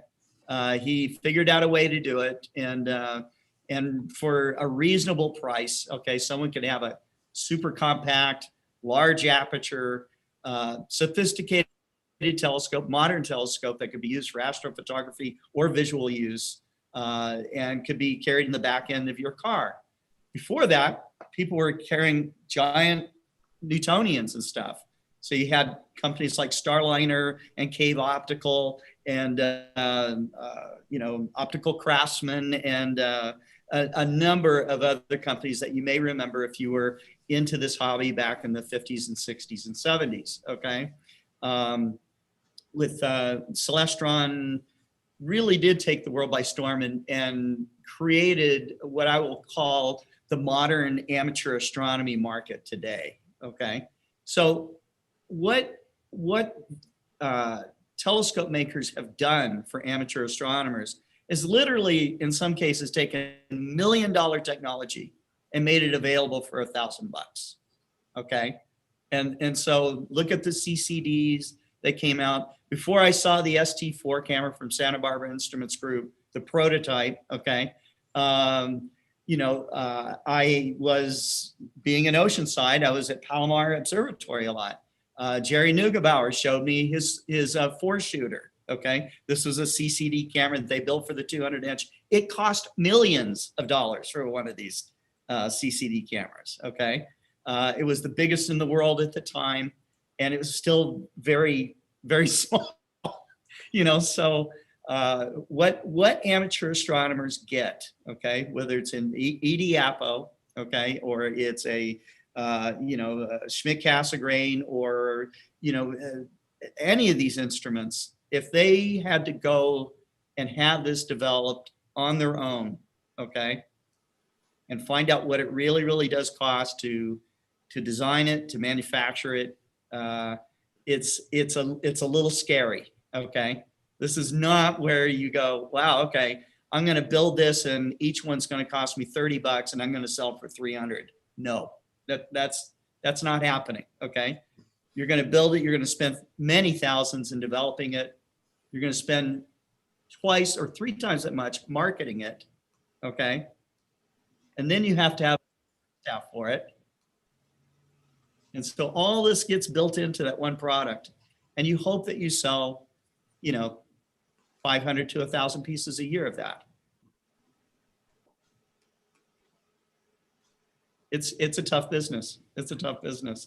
I'm in it because I love it. Number one. Okay. Number two, I've ridden through, I've been through OPT's high times and low times and in between times. I was with Meade Instruments for seeing the company practically go bankrupt. Okay. Twice. And so it was, and also I was there for the good times. So I know that what it really does take ultimately, if you're going to be in this business, number one is you take care of the customer. And that sounds very simplistic, but that is the secret. That is the secret to success in this business, is to take care of this customer and to try to make their dreams come true. Well, you're very well connected in the community, in the astronomy community. When it came up here, you were known to our stalwart, Don Davies, and that was through the Explore Alliance. Yes. So can you speak a little bit about the Explore Alliance, what it is and what it does? Well, when I started Explore Scientific, we immediately signed up. Terry Mann from the Astronomical League had contacted me. I had left Meade Instruments maybe about a year before that. And management at that time decided that they did not need to support the Astronomical League's National Young Astronomers Award anymore, or the Leslie Peltier Award anymore. And they kind of left them in the lurch a little bit at that time. Okay. This was a bad decision because that management group did not understand the importance of supporting amateur astronomy and supporting the community that supports you. Okay. So if you don't support the community that supports you, then a bunch of indifference happens. Okay. Terry asked me to take over, and I just immediately agreed. I immediately agreed to underwrite both of those programs, and then I went to the Astronomical League conference at that time. I had not yet announced Explore Scientific. I still say Meade Instruments because I was there so long. So I bought the entire banquet group a glass of champagne, and we toasted a tribute to John Diebel, who was the founder of Meade Instruments, who inspired me to become an entrepreneur. And I announced Explore Scientific in 2008. And so that didn't answer your question about how I got. No, you did the partnerships. You've got at least a dozen organizations that you work very closely with community outreach and programs and stuff. And Explore Alliance is just formalizing all of that. Okay. So how many ambassadors do you have now? 40 or 50 ambassadors, something like that. Yeah. Some of our favorite people. I look for new ones all the time. I look for people who are who I think are doing a great job in educational outreach and have really sacrificed themselves. So I can say every one of them that has a page devoted to them is, it's the very least that we could do is to recognize them for this. A lot of people who do educational outreach are not recognized at all. It's kind of a selfish thing. I love to do it too. I like to go to a street corner and show people the stars and give people their first views of Saturn. It's the juice for me. If I don't feel right, if something's wrong in my life, I'll go to a street corner with the telescope and show people Saturn or the moon, and then everything's okay again. It really is. And the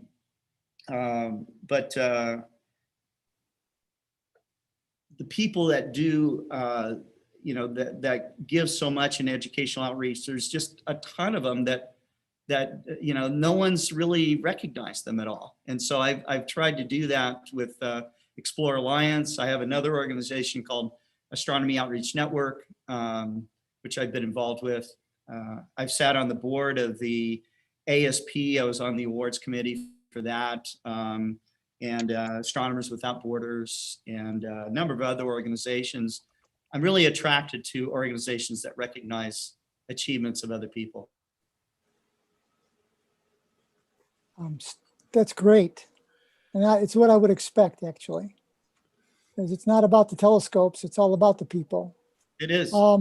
Stuart, Yes. what are some, and there must be very many, what are some of the most exciting products you've reviewed this year?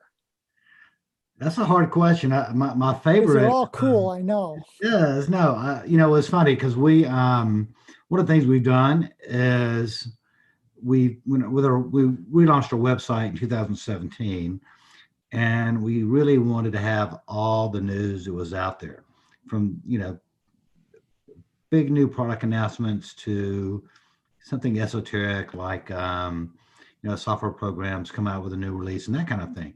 There's been so much, but we actually in our issue 5 this year had a really extensive article about the Criterion telescope history and the Unitron and basically the whole history in the 60s that predated what Scott was talking about with Celestron that brings us to the modern era. I really think that the past to me was most interesting in terms of everybody is doing we fall into two camps. There's visual observers and then imagers. And I was talking to someone recently, last few months, and he said, Stuart, you're getting a little too imaging heavy. We need more visual observing. And I listen to that, and it's easy to fall into because that's the cutting edge, the new technologies out there. So we did more of that. And it's just, we've been doing this almost 15 years. And there's always something new in 15 years. And people reaching out to me going, hey, I got this telescope, I want to write about it, or I got this product, or, hey, I got a Barlow, let me tell you about it. I was like, really? Yeah. So, they'll send me an article about it. And so, but what is exciting, it's all exciting because it hasn't slowed down in 15 years. And we do a monthly magazine, and you think about that, hundreds of issues, and there's always, and that's all we talk about. We don't talk about star formations or galaxies, or we're talking about products. And so it's amazing to me that we can fill up a magazine every month with 20 new products a month. Some you may have never heard of. Tom Field is going to be speaking with you. He's got this great little product that's kind of different, right? I mean, he's a one-trick pony. He's doing this fun little thing. There's something different you can do with your telescope. So things like that to me are exciting. I will say, you're talking to Scott. Scott will call me up and he go, hey, Stuart, I'm doing the Global Star Party. You got to be a part of it. Scott never talks about products with me, ever. He'll call me up and go, Stuart, you're not, all these people that write for you, how do you recognize them? He called me one time and asked me that. I was like, well, no, we put them in the magazine. He goes, no, these people need to be on your website. So I created a section of my website to recognize the people. Scott never calls me about a product. He's always calling me about, hey, we're doing this, we're doing that. And, he's been doing it for over 30 years. So, that's what he's telling you today is how he is. He's really fired up about this all the time. Well, Stuart, one of my, every time I get a copy of your magazine, the most frustrating part is here's this brand new cover and I can't make up my mind which article I want to read first. There you go. Well, that's so it's always full of interesting stuff, but has anything really blown you away? Something come in that just... honestly, I would say that the people that write for us reach out to me. I have not, it's very rarely, in fact, I can say that there's a handful of times where I said, hey, would you write about this product? Here's a filter to write about. Most people come to me and say, I got this, it's so fantastic, I want to write about it. And there's the same people write for us, and they're buying things out of their pockets. Nobody gives us anything. Scott will tell you that Mike Wiesner's written for us recently, and Scott sent him some eyepieces. Mike's here south of Phoenix in our area, and been fighting fires and the weather that we've been dealing with. But Mike writes every day on his website about something. So people are just very interested. But I really can't say that this is gee whiz. Celestron came out with the new telescopes for that you can use with your iPhones. That's as integrated as something. StarSense that. Yeah, and I think that's great. And I think we have to recognize that there's a social aspect to things now. I mean, I'm so far away from somebody who's 13, 15, or 20, what they're interested in, but I know the sky doesn't change. And I mean, I'm sitting here on my other computer looking at a Unitron advertisement from 1965. Everything there is available today. Nothing is, there's a tripod, there's a mount, there's a telescope. They've got a 6, it's one of the rotating eyepieces with 6 eyepieces you can put on there. Holy Unihex. You just put it in today. And so what's changing is Scott's got to do all this software that works with every device in the world. And I'll let Scott tell you about that. I could tell you that's got to be hair pulling to make your system work with every device in the world. I think that's the most amazing thing to me, that somebody can make a telescope do that. The biggest companies in the world are challenged with that. So, Scott, what is that like, having to create software that works with everything? That is the reason why that I made our go-to system open source. Okay, I don't want to write, and I can't write. We can't write every application that the community wants. You know, when I worked at Meade Instruments, I can't tell you how many times that I received as in tech support calls from NASA, Lawrence Livermore Labs, other universities, saying, pleading with us, saying, "Look, we'll sign a non-disclosure. We'll do this. We'll do that." And Meade would say no to that every time. They would not release, the code so that it could be manipulated and changed to enhance something. And there was some fabulous projects that they passed up on because of this. Okay, I want to embrace that. Okay, so we are responsible for creating a platform that gives our customers a good user experience. They buy it, it has to work on something, right? And so you are constantly chasing after operating systems and how they change, undocumented changes that that maybe Microsoft or, somebody else comes up with. And it's a more complicated world today with Android entering into the foray, people working on different, not just desktops, but on tablets and on mobile phones and all of this. So it just has become perpetually more complicated, okay, to keep up with it.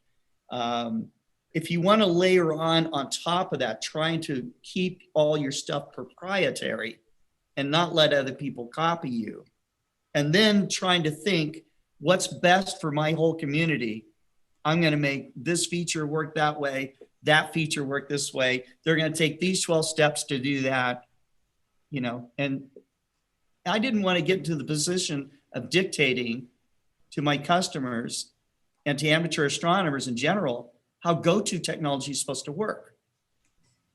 I wanted them to embrace that and change it for themselves. And we have that now. We have something called the Open Go-To Community, and it has over 500 members. Many of them are software programmers, and they have been involved in co-development of the source code for many of the applications that go on, especially when it comes to things like remote control of the telescopes and updating the telescopes and this kind of thing. So, in another 2 or 3 years, that's going to really mature. And, I told you that at one point I was with Meade Instruments when really we thought that we were done for. We were bringing in our own office supplies. Okay. It was really bad. And we thought, we're seeing the last of Meade's days. And had Meade gone out of business during those times, with anything that had software, who was going to support it? Who was going to, who was going to take care of it? And that's a real concern.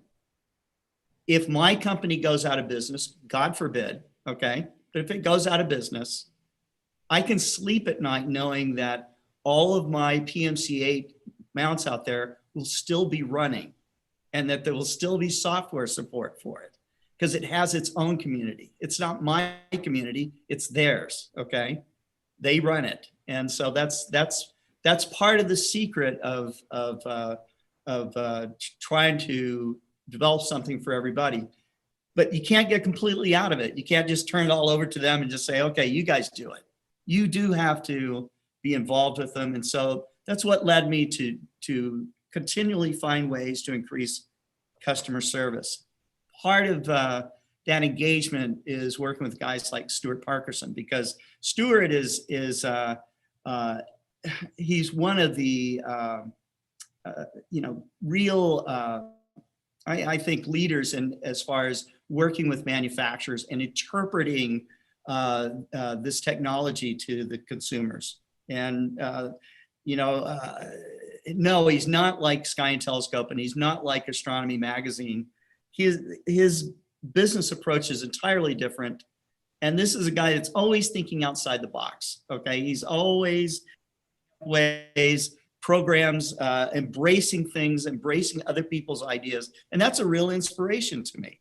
You know, people that write the articles aren't just this group of, you know, as much as I love all the stalwarts of Sky and Telescope and Astronomy Magazine, I do, okay?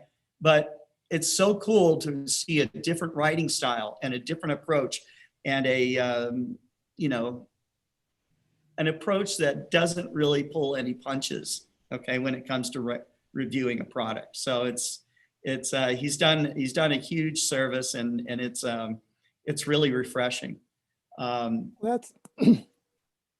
That's an excellent introduction to the next question, if I may. Yeah. What are, for Stuart or Scott, for Stuart, what are some of the creative ways that you are seeing across the nation to expand the diversity of those who are interested in astronomy? Do you know of any creative outreach efforts that you've seen, creative outreach events that you've seen? Well, I will say that, you know, it's a math and science business. You know, you've got to enjoy doing calculations. You got to enjoy tinkering with stuff, which is what anybody can do. And so it's a matter of, I think local clubs have the most power in that. Like your new, I've actually been at Portnelly Falls. It's beautiful. I've walked through the waters and did that when it's running. And I think it's great that, you know, kids can come out and talk to you guys. And then if they're interested, you can set them on the path, right? I mean, there's so much information on the internet. There's just so much. I mean, how do you get started? There are literally millions of telescopes in closets somewhere. They're just all, I get emails almost every day. Hey, you know, I got this telescope, what do I do with it? And the retailers would trade in programs. I said, look, call these people and they'll buy it from you. Or you can get on Craigslist, but you just don't fire a telescope up and there you go.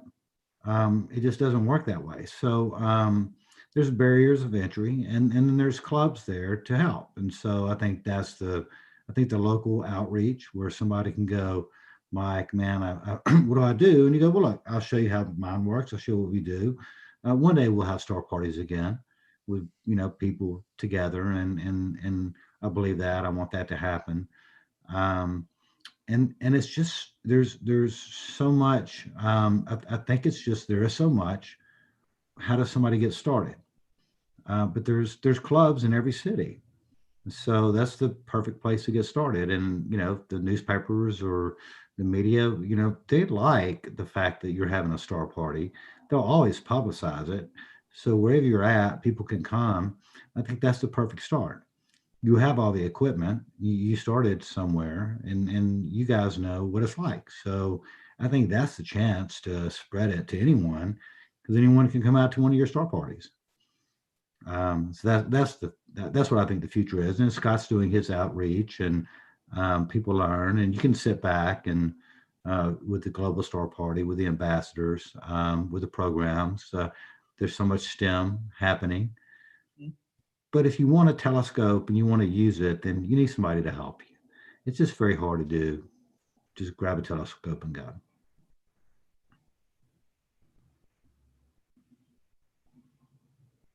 That's my thoughts. Scott, do you want to pick that up? Well, you asked about what are some of the creative ways that have been going on. I would say that the pandemic forced everybody that was involved in educational outreach to get real creative. Okay. Initially, there was this giant depression that spread out across the country, saying, oh my goodness, are we really going to have to cancel our star parties? Are we going to, you know, and all the organizations took a responsible role and did cancel them. Okay. But there were still star parties that happened, kind of private, you know, groups of people were getting together, socially distancing, but still getting out there and doing stargazing. You know, amateur astronomy kind of is a socially distanced, hobby, in that we were, as amateur astronomers, we were the early adopters of the internet. We were the early adopters of email. We were the early adopters of remote Internet of Things. Okay, you have probably everybody in the Austin Astronomical Society knows somebody that has a friend in there, or doing it themselves, or they're operating a telescope robotically and remotely.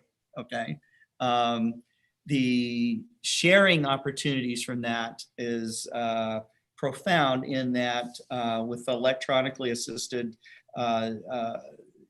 astronomy, you could show live images of the sun or the moon or Jupiter. You can stream it like we're streaming this broadcast right now. You're doing outreach by having this program.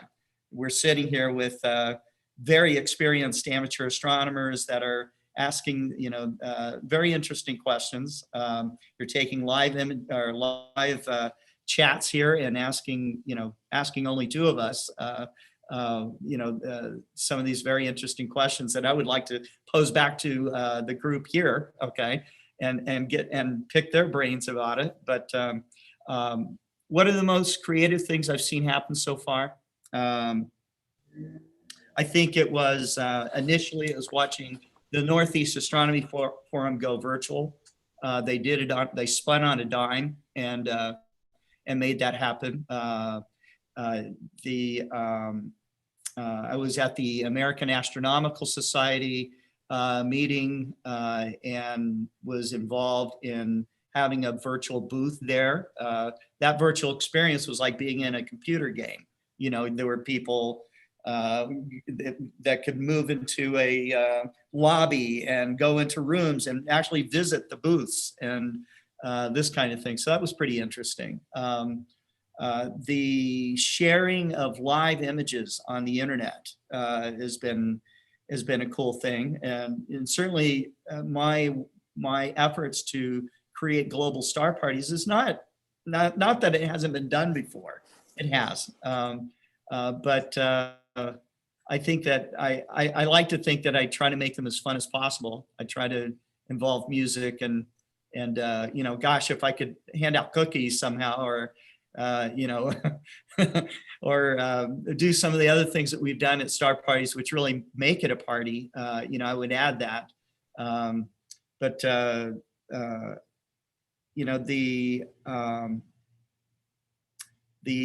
events, the things that the Night Sky Network is doing right now have been really amazing. They just launched a planetarium show that was launched direct to live streaming. That was really quite profound, really fun. The name escapes me right now. It's Big Sky or Big Astronomy or something. But it was about astronomy at Cerro Tololo and how the community of professional astronomy has affected the lives of everybody, and it's really cool. And I think that we're just kind of getting started with people being very interested in sharing the sky in any way that they can. Thank goodness that we have the internet. It would to do what we're doing today, it would be impossible without it. Okay, and amateur astronomers and their contribution to the web, and with all the web pages and all the visualizations that come from amateur astronomers and professional astronomers and from NASA and from ESA, there is no better time to be alive in astronomy than right now. And you could spend all day, every day, seeing just a mind-blowing documentary, mind-blowing visualization, be involved in talking to your friends around the world. Someone from the 1960s just transplanted to this age would just go, wow, it would be described as somebody just gave that analogy recently to me and said it would be like seeing magic being performed.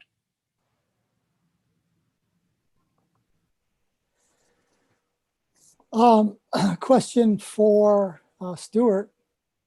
While we ponder that, high technology being equivalent to magic, I think was science fiction trope.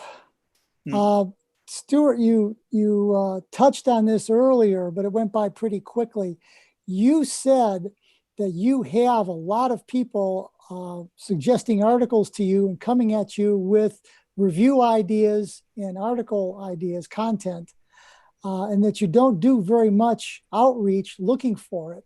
But I have two questions from two people on that score.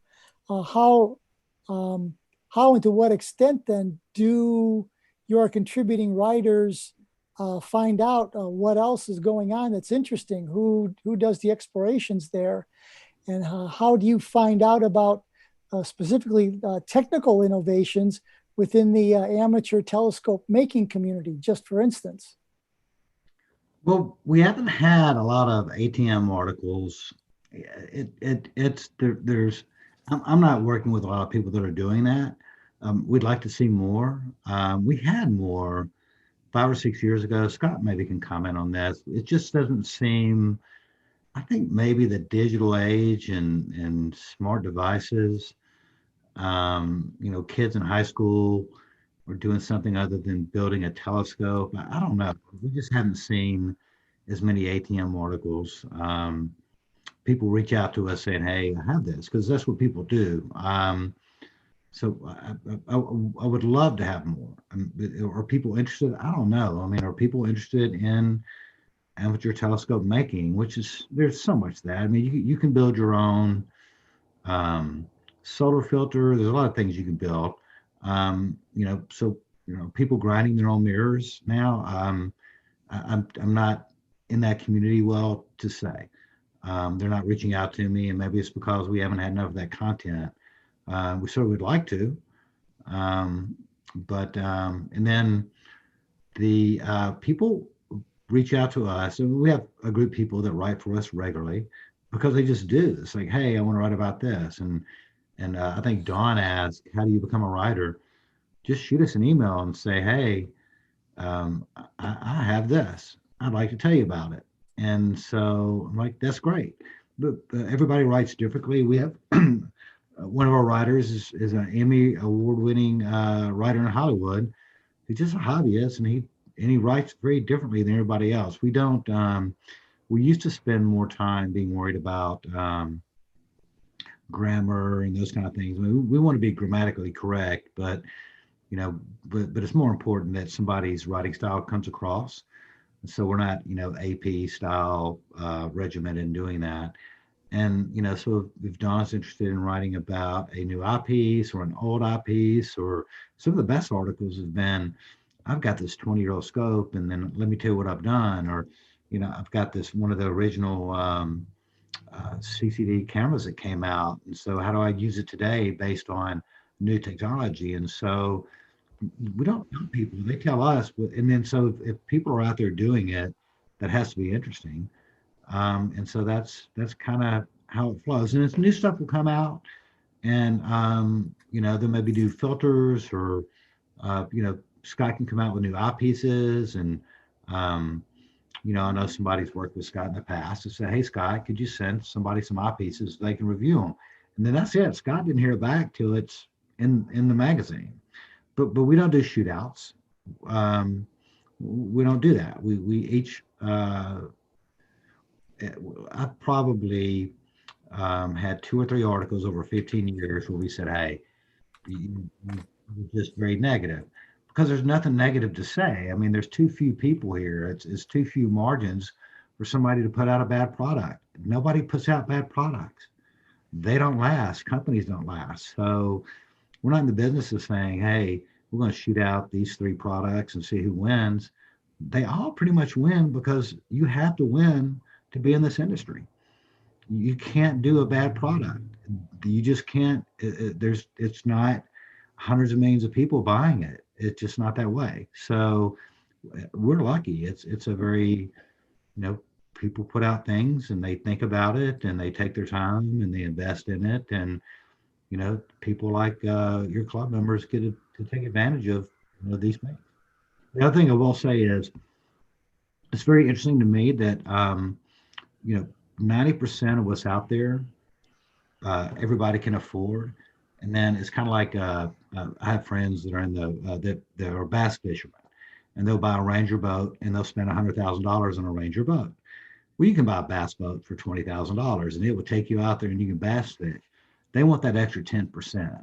So for an extra 10%, you could spend $100,000 on a telescope system, totally, the whole rig, but you can get 90% of that for pennies on the dollar of that. And that's what's really amazing is people like Scott are putting out products that get you to 90% of that, of the top of the top. And it's such an interesting industry where you can get that close. I mean, you can get these products to do so many things that provide so much, just the value in terms of how they're used for not that much money. No one makes sense with that. Yeah, that's true. That's true. When you look at the value, not only for my company, but other companies, I mean, Celestron, for example, also offers incredible value for what they're selling. Incredible technology. My goodness, they have their SkySense is a plate solving telescope system. It's incredible, so, and all packaged in this beautiful app, that is not only, not only works, but it's engaging to look at, and it's just fun, so I would say that, we keep coming back to talking about the value that's offered to the community of amateur astronomers, and also recognizing how small our community is and how small our industry is. It's a really special kind of thing, and it's done, I think, not from a position where people wanted to become millionaires, doing this. It came from a position of loving the lifestyle of personal exploration and personal discovery. I think all of us that are in it, that have experienced it firsthand, I know you as amateur astronomers already know this, okay? Astronomy is good for you. It gives you a very important new perspective every time that you look through your telescope, every time you turn your head to the sky, every time that you read an article that makes your mind take off and think about the vastness of the universe. It puts things into perspective. Initially, it's very humbling. You think about, oh my goodness, the universe is so large and everything, and you see the picture of the pale blue dot, and you realize that we're just a speck on a speck on a speck on a speck. Okay, that helps shrink down all your problems that you think are so important. Okay, and so astronomers and everybody involved in this, whether you're professionally making the stuff or you're an ATMer or you're just an armchair astronomer, okay? Because you don't have to have a telescope to go on this exploration. It's just such a fascinating community, and a brotherhood, a sisterhood, where it is inclusive and becoming more inclusive all the time. So I think that Stuart and I feel just really fortunate to be in it at all. Well, that's an excellent note to point to the fact that the sun is over the yard arm. Okay. I got a couple of questions that need to get through business-wise, I guess, with Stuart on our access to the magazine. But I did want to ask one last question to you, Scott. Excuse me. I've been watching some virtual imaging broadcast from a guy named Dustin Gibson. Yeah, sure. Yeah, okay, and he's really kind of blown me away with he images deep. I'm seeing sky objects in a whole new light from some of the work he's doing, but I heard he's he's recently become CEO of OPT. It's been a while. He and Jenny St. Lawrence bought OPT. Goodness, maybe it's 4 years ago, 5 years ago now. They were both passionate about astrophotography. They're entrepreneurs themselves, and they wanted to do something that was going to be more life fulfilling for them. So they got involved in astronomy. They both are successful business people and have done other things that was done for, a success reason. Okay. When I'm talking about maybe wealth building. Mm-hmm. Now they're focused on something that is the most, for both of them, if you hear them talk about it, the most mind-blowing,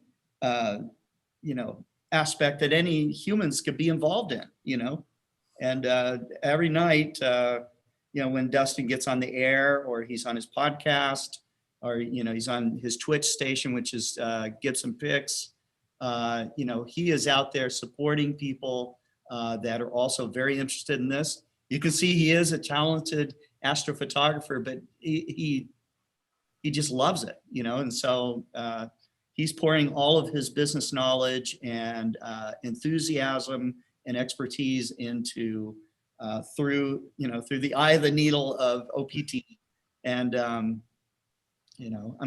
it makes me feel great about that, because that's where I get started, is OPT. Right. They still have photographs of me when I was a teenager, so I started there when I was 15. It's they carry on a great tradition. So the company's in good hands then. Very good hands. So Stuart, so you and I I've gone through a sort of a demo of getting access to the magazine using the code there, and I guess is this the method that you want us to use going forward? That pretty much what we've set up there. So this requires all of our members to basically set up an account with you, Right. And just use the same code, or the code acts like a discount. That it's a no charge to them. It's a no charge account. So, are there anything? I don't know if there are any more details that we need to discuss about it. Or are we going to have a rotating kind of code for this, or are you worried about people breaking into this, or? No, I mean, it's the word club, and I can't remember if it's lower C or uppercase C. The word club. We're actually testing this out, so you're one of the first clubs we've done this with, okay. And they just used the code word club. Or website is a little clunky. We need to update it. We'll be doing that the first of the year. So I sent you an email with kind of, if you'll send that to people or put it on your website, let them know how to get to that. Okay. It's a WordPress site, but and I'm not worried if somebody uses the code that's not a member. I think it's great. If somebody's interested enough, I want them to read the magazine. That's really the goal. I mean, Scott and I have talked about this. It's in the end, there's too much cool stuff for people that don't know about it. I was talking to Mike, and when we first started talking, and he's like, I had no idea all this stuff was out there. And it's true. There's people know about Explore Scientific and Celestron and Meade and companies like that, but there's so many little companies out there doing one-off deals that I want people to know about. I mean, this is there's a pie about. Scott and I've talked about this for 15 years. There's a pie that includes all the telescope companies and people buying it, and it's just too bad we can't grow the pie. There's something for everyone out there at every budget. I'm sure everyone that's listening here started with a basic telescope, and you're beyond that now, but you started that way.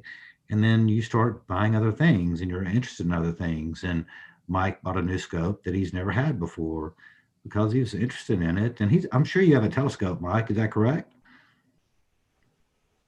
Mike there? Yeah, I had to unmute. Yes, You this already is have a my telescope, my right? my You have a fourth telescope. my fourth telescope There actually. you go. See, and that's typical, but But it's I like, just nobody. since you asked, Yeah. I live in the city a mile from a major shopping center. Okay. Well, a little challenging, but my star guide was turn left at Orion, and a guy Consolmagno had never seen Alberio except until he finally saw it in the glare of New York City from Fort Dix, New Jersey. Okay. Okay, so There you go. anyway, that's my story. Back to you. I would just say that we don't own one car over our lifetimes. We certainly could. They can get fixed. We don't own the same clothes. The people, want to enjoy if it's their hobby.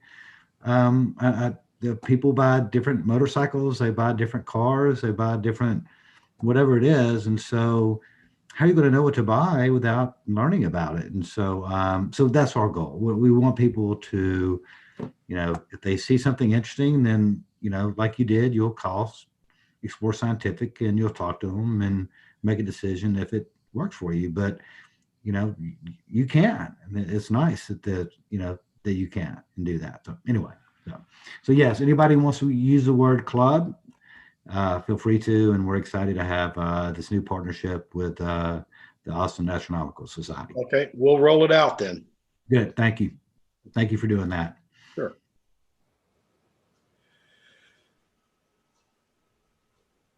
So I think we've gone through most of the written questions. Anybody out there, kind of going once, going twice, got a final question you want to toss out? Okay, well, one of the things I'm finding most difficult with these virtual meetings is how to end them. It's always a little bit awkward. We just want to say we really appreciate you guys spending the time with us. It's been fascinating. We get an inside look on a lot of this, and we're glad you're there for us too. I mean, yeah, Scott talked about supporting goes both ways, and I think our club does support both of you to a pretty good degree. And we're just, glad that we can be there for each other, I guess. We're very appreciative, So for any of the club members out there that own, first off, thank you. There's lots of great products out there. We try to do our best to make our products as good as they can be, and we back them. A lot of our products are backed with a forever, no fault, transferable warranty. And, case in point, we had, you guys remember the Paradise Fire in California? Yes. Yeah, it was horrible. There's a lot of amateur astronomers that live out there. One of them owns some Explore Scientific eyepieces. We only require that you register your product with us. We put serial numbers on diagonals and eyepieces and finder scopes and all of our telescopes. And this gentleman had his eyepieces registered with us. He pulled out of the smoldering remains of his completely burned down house 2 melted eyepieces. They're on my desk, okay? We promptly replaced them with brand new ones, okay? Because it's a no fault warranty, okay? So if you can return the smoldering remains of your telescope or eyepiece back to us, okay, we'll replace that. And we've done that on large telescopes, and we stand behind it, so. Hey, Terry? Yes. Hi, I'd like to close to say thank you as well. And I just want to check, Scott, is there another hurricane fixing to hit you again? This one, is it coming your way? Please seem to somehow dodge the bullet. I don't know why, but I left Louisiana 2 years ago and went through Katrina and all the hurricanes there. And this year has been amazing with that. And so I know Scott's probably hit the brunt of at least the last big one went up right his way and kind of took a right turn. I think we almost didn't get any rain at all from that one. Good. Just took a turn. It comes right up goes through Little Rock and then starts to turn to, Yeah. so doesn't mean it couldn't, but so far we've been lucky. Yeah, that's great. Well, gosh, I would like to ask a question. How big is the Austrian Astronomical Society and how old is it? Well, we kind of hover around 400 to 450 members. Club. Yeah, we've been around since 1969. We just celebrated which anniversary was it? 50th. 50th, right. That was last year about this time. And we've kind of weathered boom and busts as well. And we're doing our best to weather this one. So anybody else want to talk about the club a bit?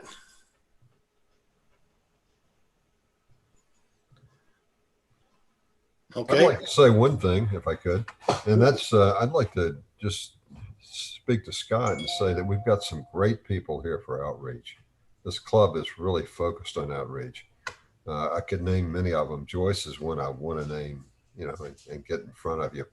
Joyce, Don, of course, is good with it, but there are lots of people that have done it over the years. I'm not particularly good at outreach, but I certainly respect it and support it. And I think that's one aspect of this club that is really well known. And boy, a lot of money, a lot of effort is put into that all the time. So just wanted you to know that. Think about how it's changed people's lives, Yeah, it does. And I'll just say one quick thing, and that's the first time that I went out and talked to anyone. I really was kind of worried about it. I've been in this since I was 5. I had a Unitron, by the way, in 1965. Okay. And so I've been in it a long time, but I didn't know what I was going to do. I thought I'd have to show them a lot of things. All they wanted to look at, in fact, I had one where I had your mount and it wouldn't work. And so I pointed it out there. I pointed it at the North Star and I showed them the double North Star and they were fascinated all night. That's all I had to show them. That's when I learned it's not that hard. That's all I wanted to say. But we have a lot of great people, not including me, in the club that do a lot of outreach. That's fantastic. That's fantastic.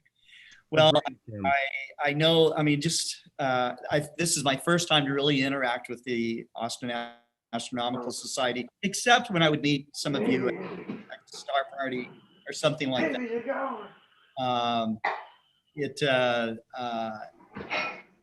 I can tell that you guys have a great group and an inspired group, and at 400 or 500 members, that's a large club today, and if the most important part of your club is educational outreach, then who knows how many people's lives you've changed, because I said it before, amateur astronomy is good for you. I can tell you personally, having done a lot of research working up towards our 50th anniversary, and it's a really loose number. I'm sure it's probably more than that, but in the 50 years, we figured we've reached out to about 500,000 people. Wow. With our star parties, with our events, and your company, Scott, and your business and your publication, you two are some of the most phenomenal individuals in this industry, because you do focus on the amateurs, on the people that are using these products. And we are just one club of over 300 in this country. So, it is a mutual admiration club for sure.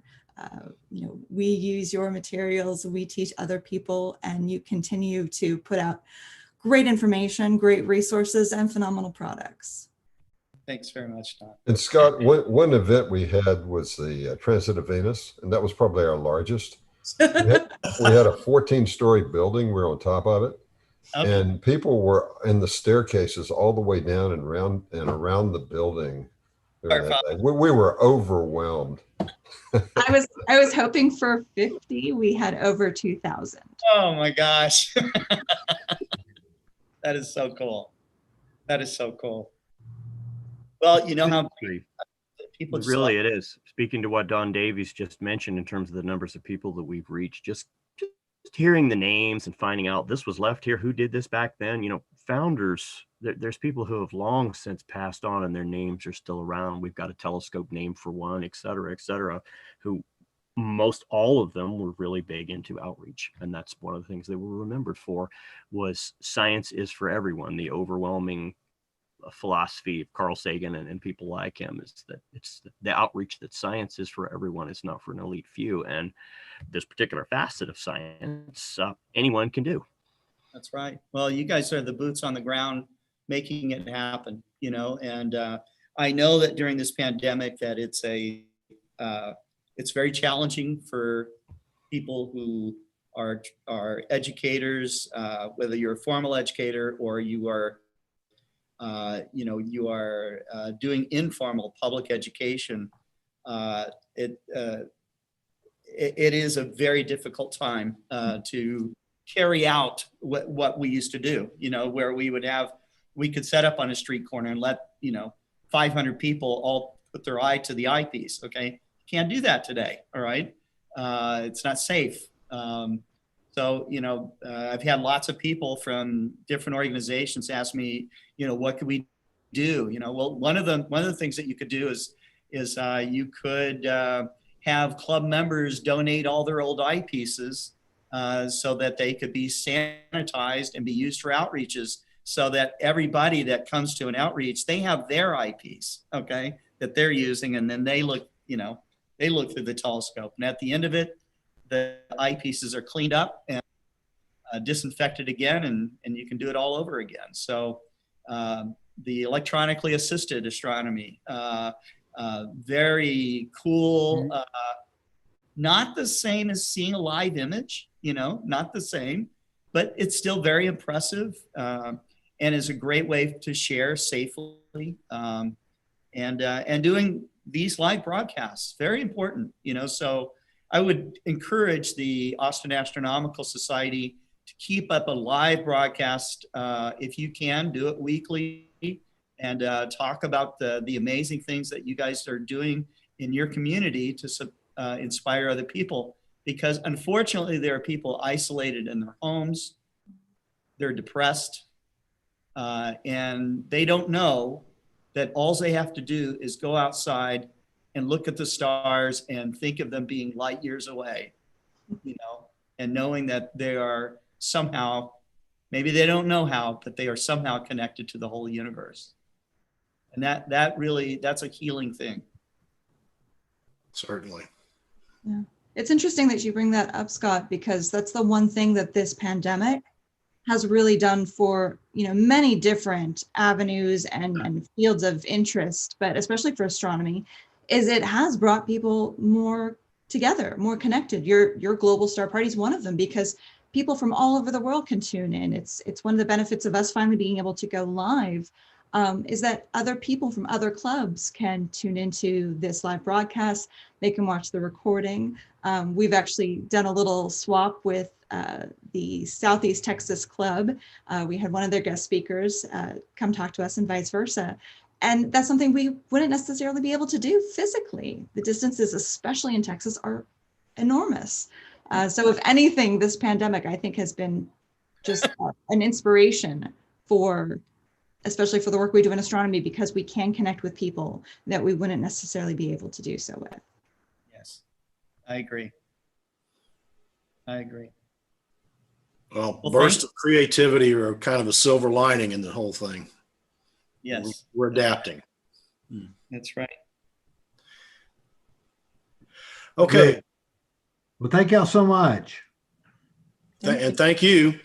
And I'm glad I brought Scott along. I didn't have to. Yeah. He did all the heavy lifting. He said all those. Great. Thanks a lot. You're a pretty good team, guys. So well, he's got all those telescopes behind him, so that's it's eye candy. That's all. So. Well, you kind of probably got a few people drooling like Pavlov's dogs, but I'm sure they're all for sale. You could buy any one of them. Oh yes, except for that last one over there, which is a 20-inch. It's sold out. In fact, a lot of telescopes are sold out. The driven telescope sales like crazy. You know, some of my dealers experienced 400% increases in business. Wow. Wow. I'm hearing this from Astronomics. He can't keep anything on the shelf. No. Yeah, that's true of anyone that's actually in the business. And it's great because we have, here's the opportunity and the challenge for the Austin Astronomical Society. If I could show you my metrics on my own website, because we also sell direct, the majority of the buyers are first-time ever buyers. Okay, and we have a good repeat business, you know, and that's fine. But there's a giant wave of new people getting into this hobby, and they need to join a club. They need to get into the community. Because once you find out how awesome the community is, you're in it for life.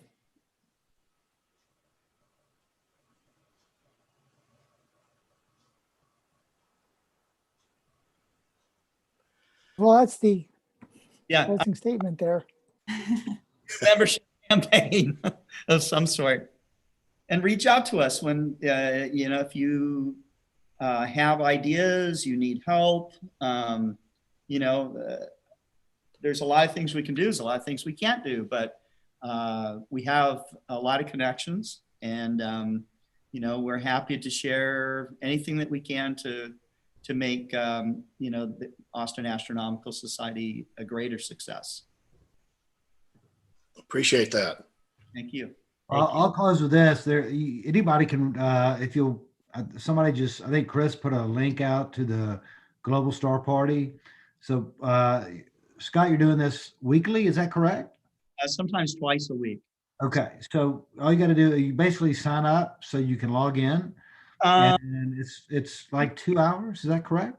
Yeah, you can go on to explorescientific.com/events and sign up. You buy a free ticket, and someone is there to check to make sure that you've got good audio and video, and that you're actually going to talk about astronomy.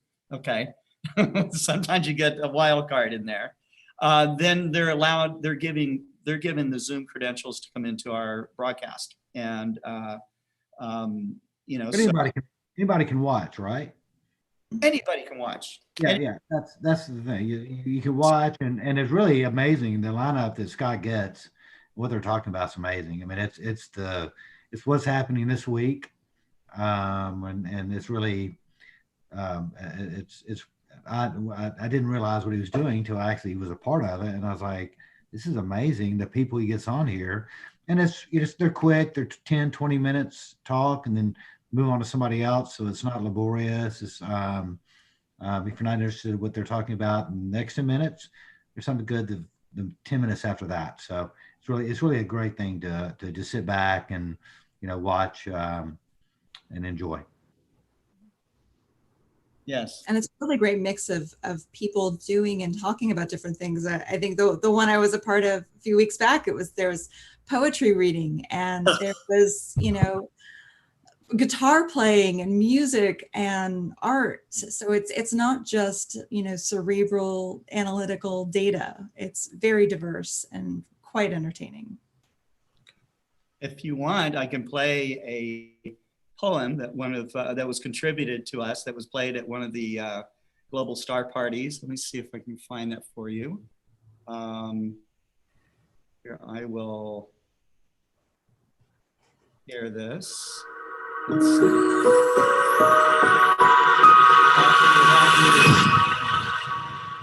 Yeah, you have to allow me to do sharing. Oh, okay, hang on. It was going well.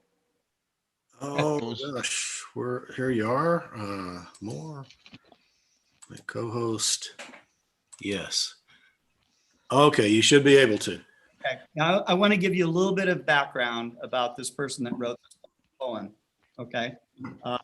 This person had, at age 19, was in what should have been, or most possibly would have been, a fatal car accident. Drunk driver hits her and she loses her leg. Okay. Her leg has been amputated and re-amputated and re-amputated over and over again. Okay. She had screws and nuts and bolts screwed into her body, putting herself back together again. And she told me that she had hit a very low point in her life, in constant pain, you know. And she said that she went with her daughter to a college or a high school, and they just ran across a couple of scopes that were set up for the public outreach, you know. And one of these telescopes is aimed on Saturn. And she said that after looking at Saturn, it so dramatically changed her perspective on life that it gave her new hope. And this poem, she's, you know, it's been a number of years since that happened, where she had this transformative experience. It inspired her to write this poem. She tells me about it, and I said, God, her name's Nadine. I said, Nadine, you've got to record that for me, you know? And so she did. She recorded it, and I collected images from JPL, NASA, and it's this is about Saturn.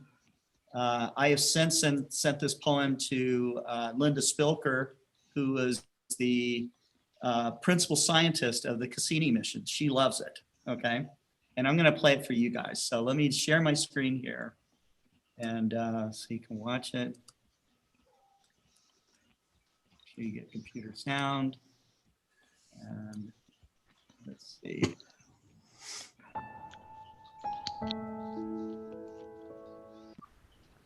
What is my Saturn there in the light, cloaked in darkness, oh so bright? In the heavens your rings surround, round and round truth abounds. Dance, dance, beckons your light. My life, my eyes stretch to see, your radiance profounds the small bits of me. Connect me to your greater light. I look, I see, soul dances with delight. Saturn, Saturn, you're there if one wants to see. Profound, profound, small, larger than me. I've seen you there quietly, a mirror for me, waiting, waiting that I might see. I made the choice, see to see. I felt, feeling to see. So small you are, your largeness there, my bigness sunk, your grandness there. Saturn, Saturn, your quietness so bright. I looked, I saw, your mirror, my light.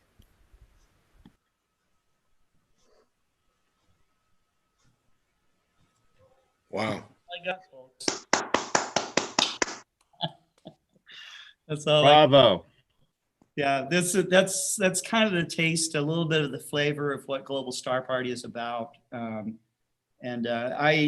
Anyone that joins, I try to drag out of them not the gear and the numbers and the exposure times and all the rest of it, which are amazing in themselves, but it really is, you know, what was the tipping point?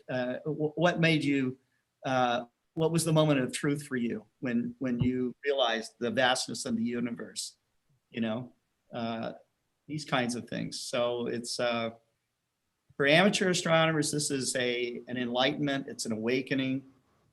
When you're out under the Milky Way, it's a spiritual experience. You're in a temple, and you know, it's living and it's touching you. So, you know, I could gush on and get very philosophical and maybe into some ways kind of tongue in cheek, but it's all real and we all know it. And so that's why I say that Stuart and I are lucky to even be part of this at all. And that's my message. So.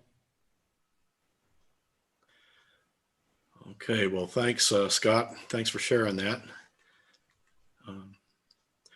So I'm going to have to wrap it up, guys. I've got to call a daughter about an insurance thing. So we'll convene again next month. We'll have one of our own, Byron Miller, doing a sort of a entry-level astrophotography. He's new to the field, but he's made some really quick, great strides, and he wants to talk about it. So I think that'll be a good thing for us to hear as well.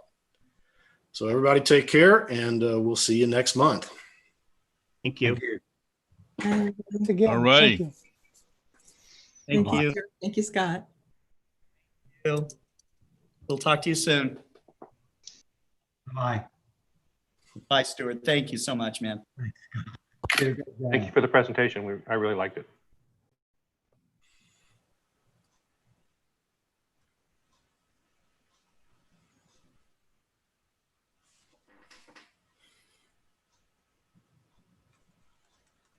So it was very well attended. We had 38, I counted. Thanks, Mike. Oh, no, thank you. There.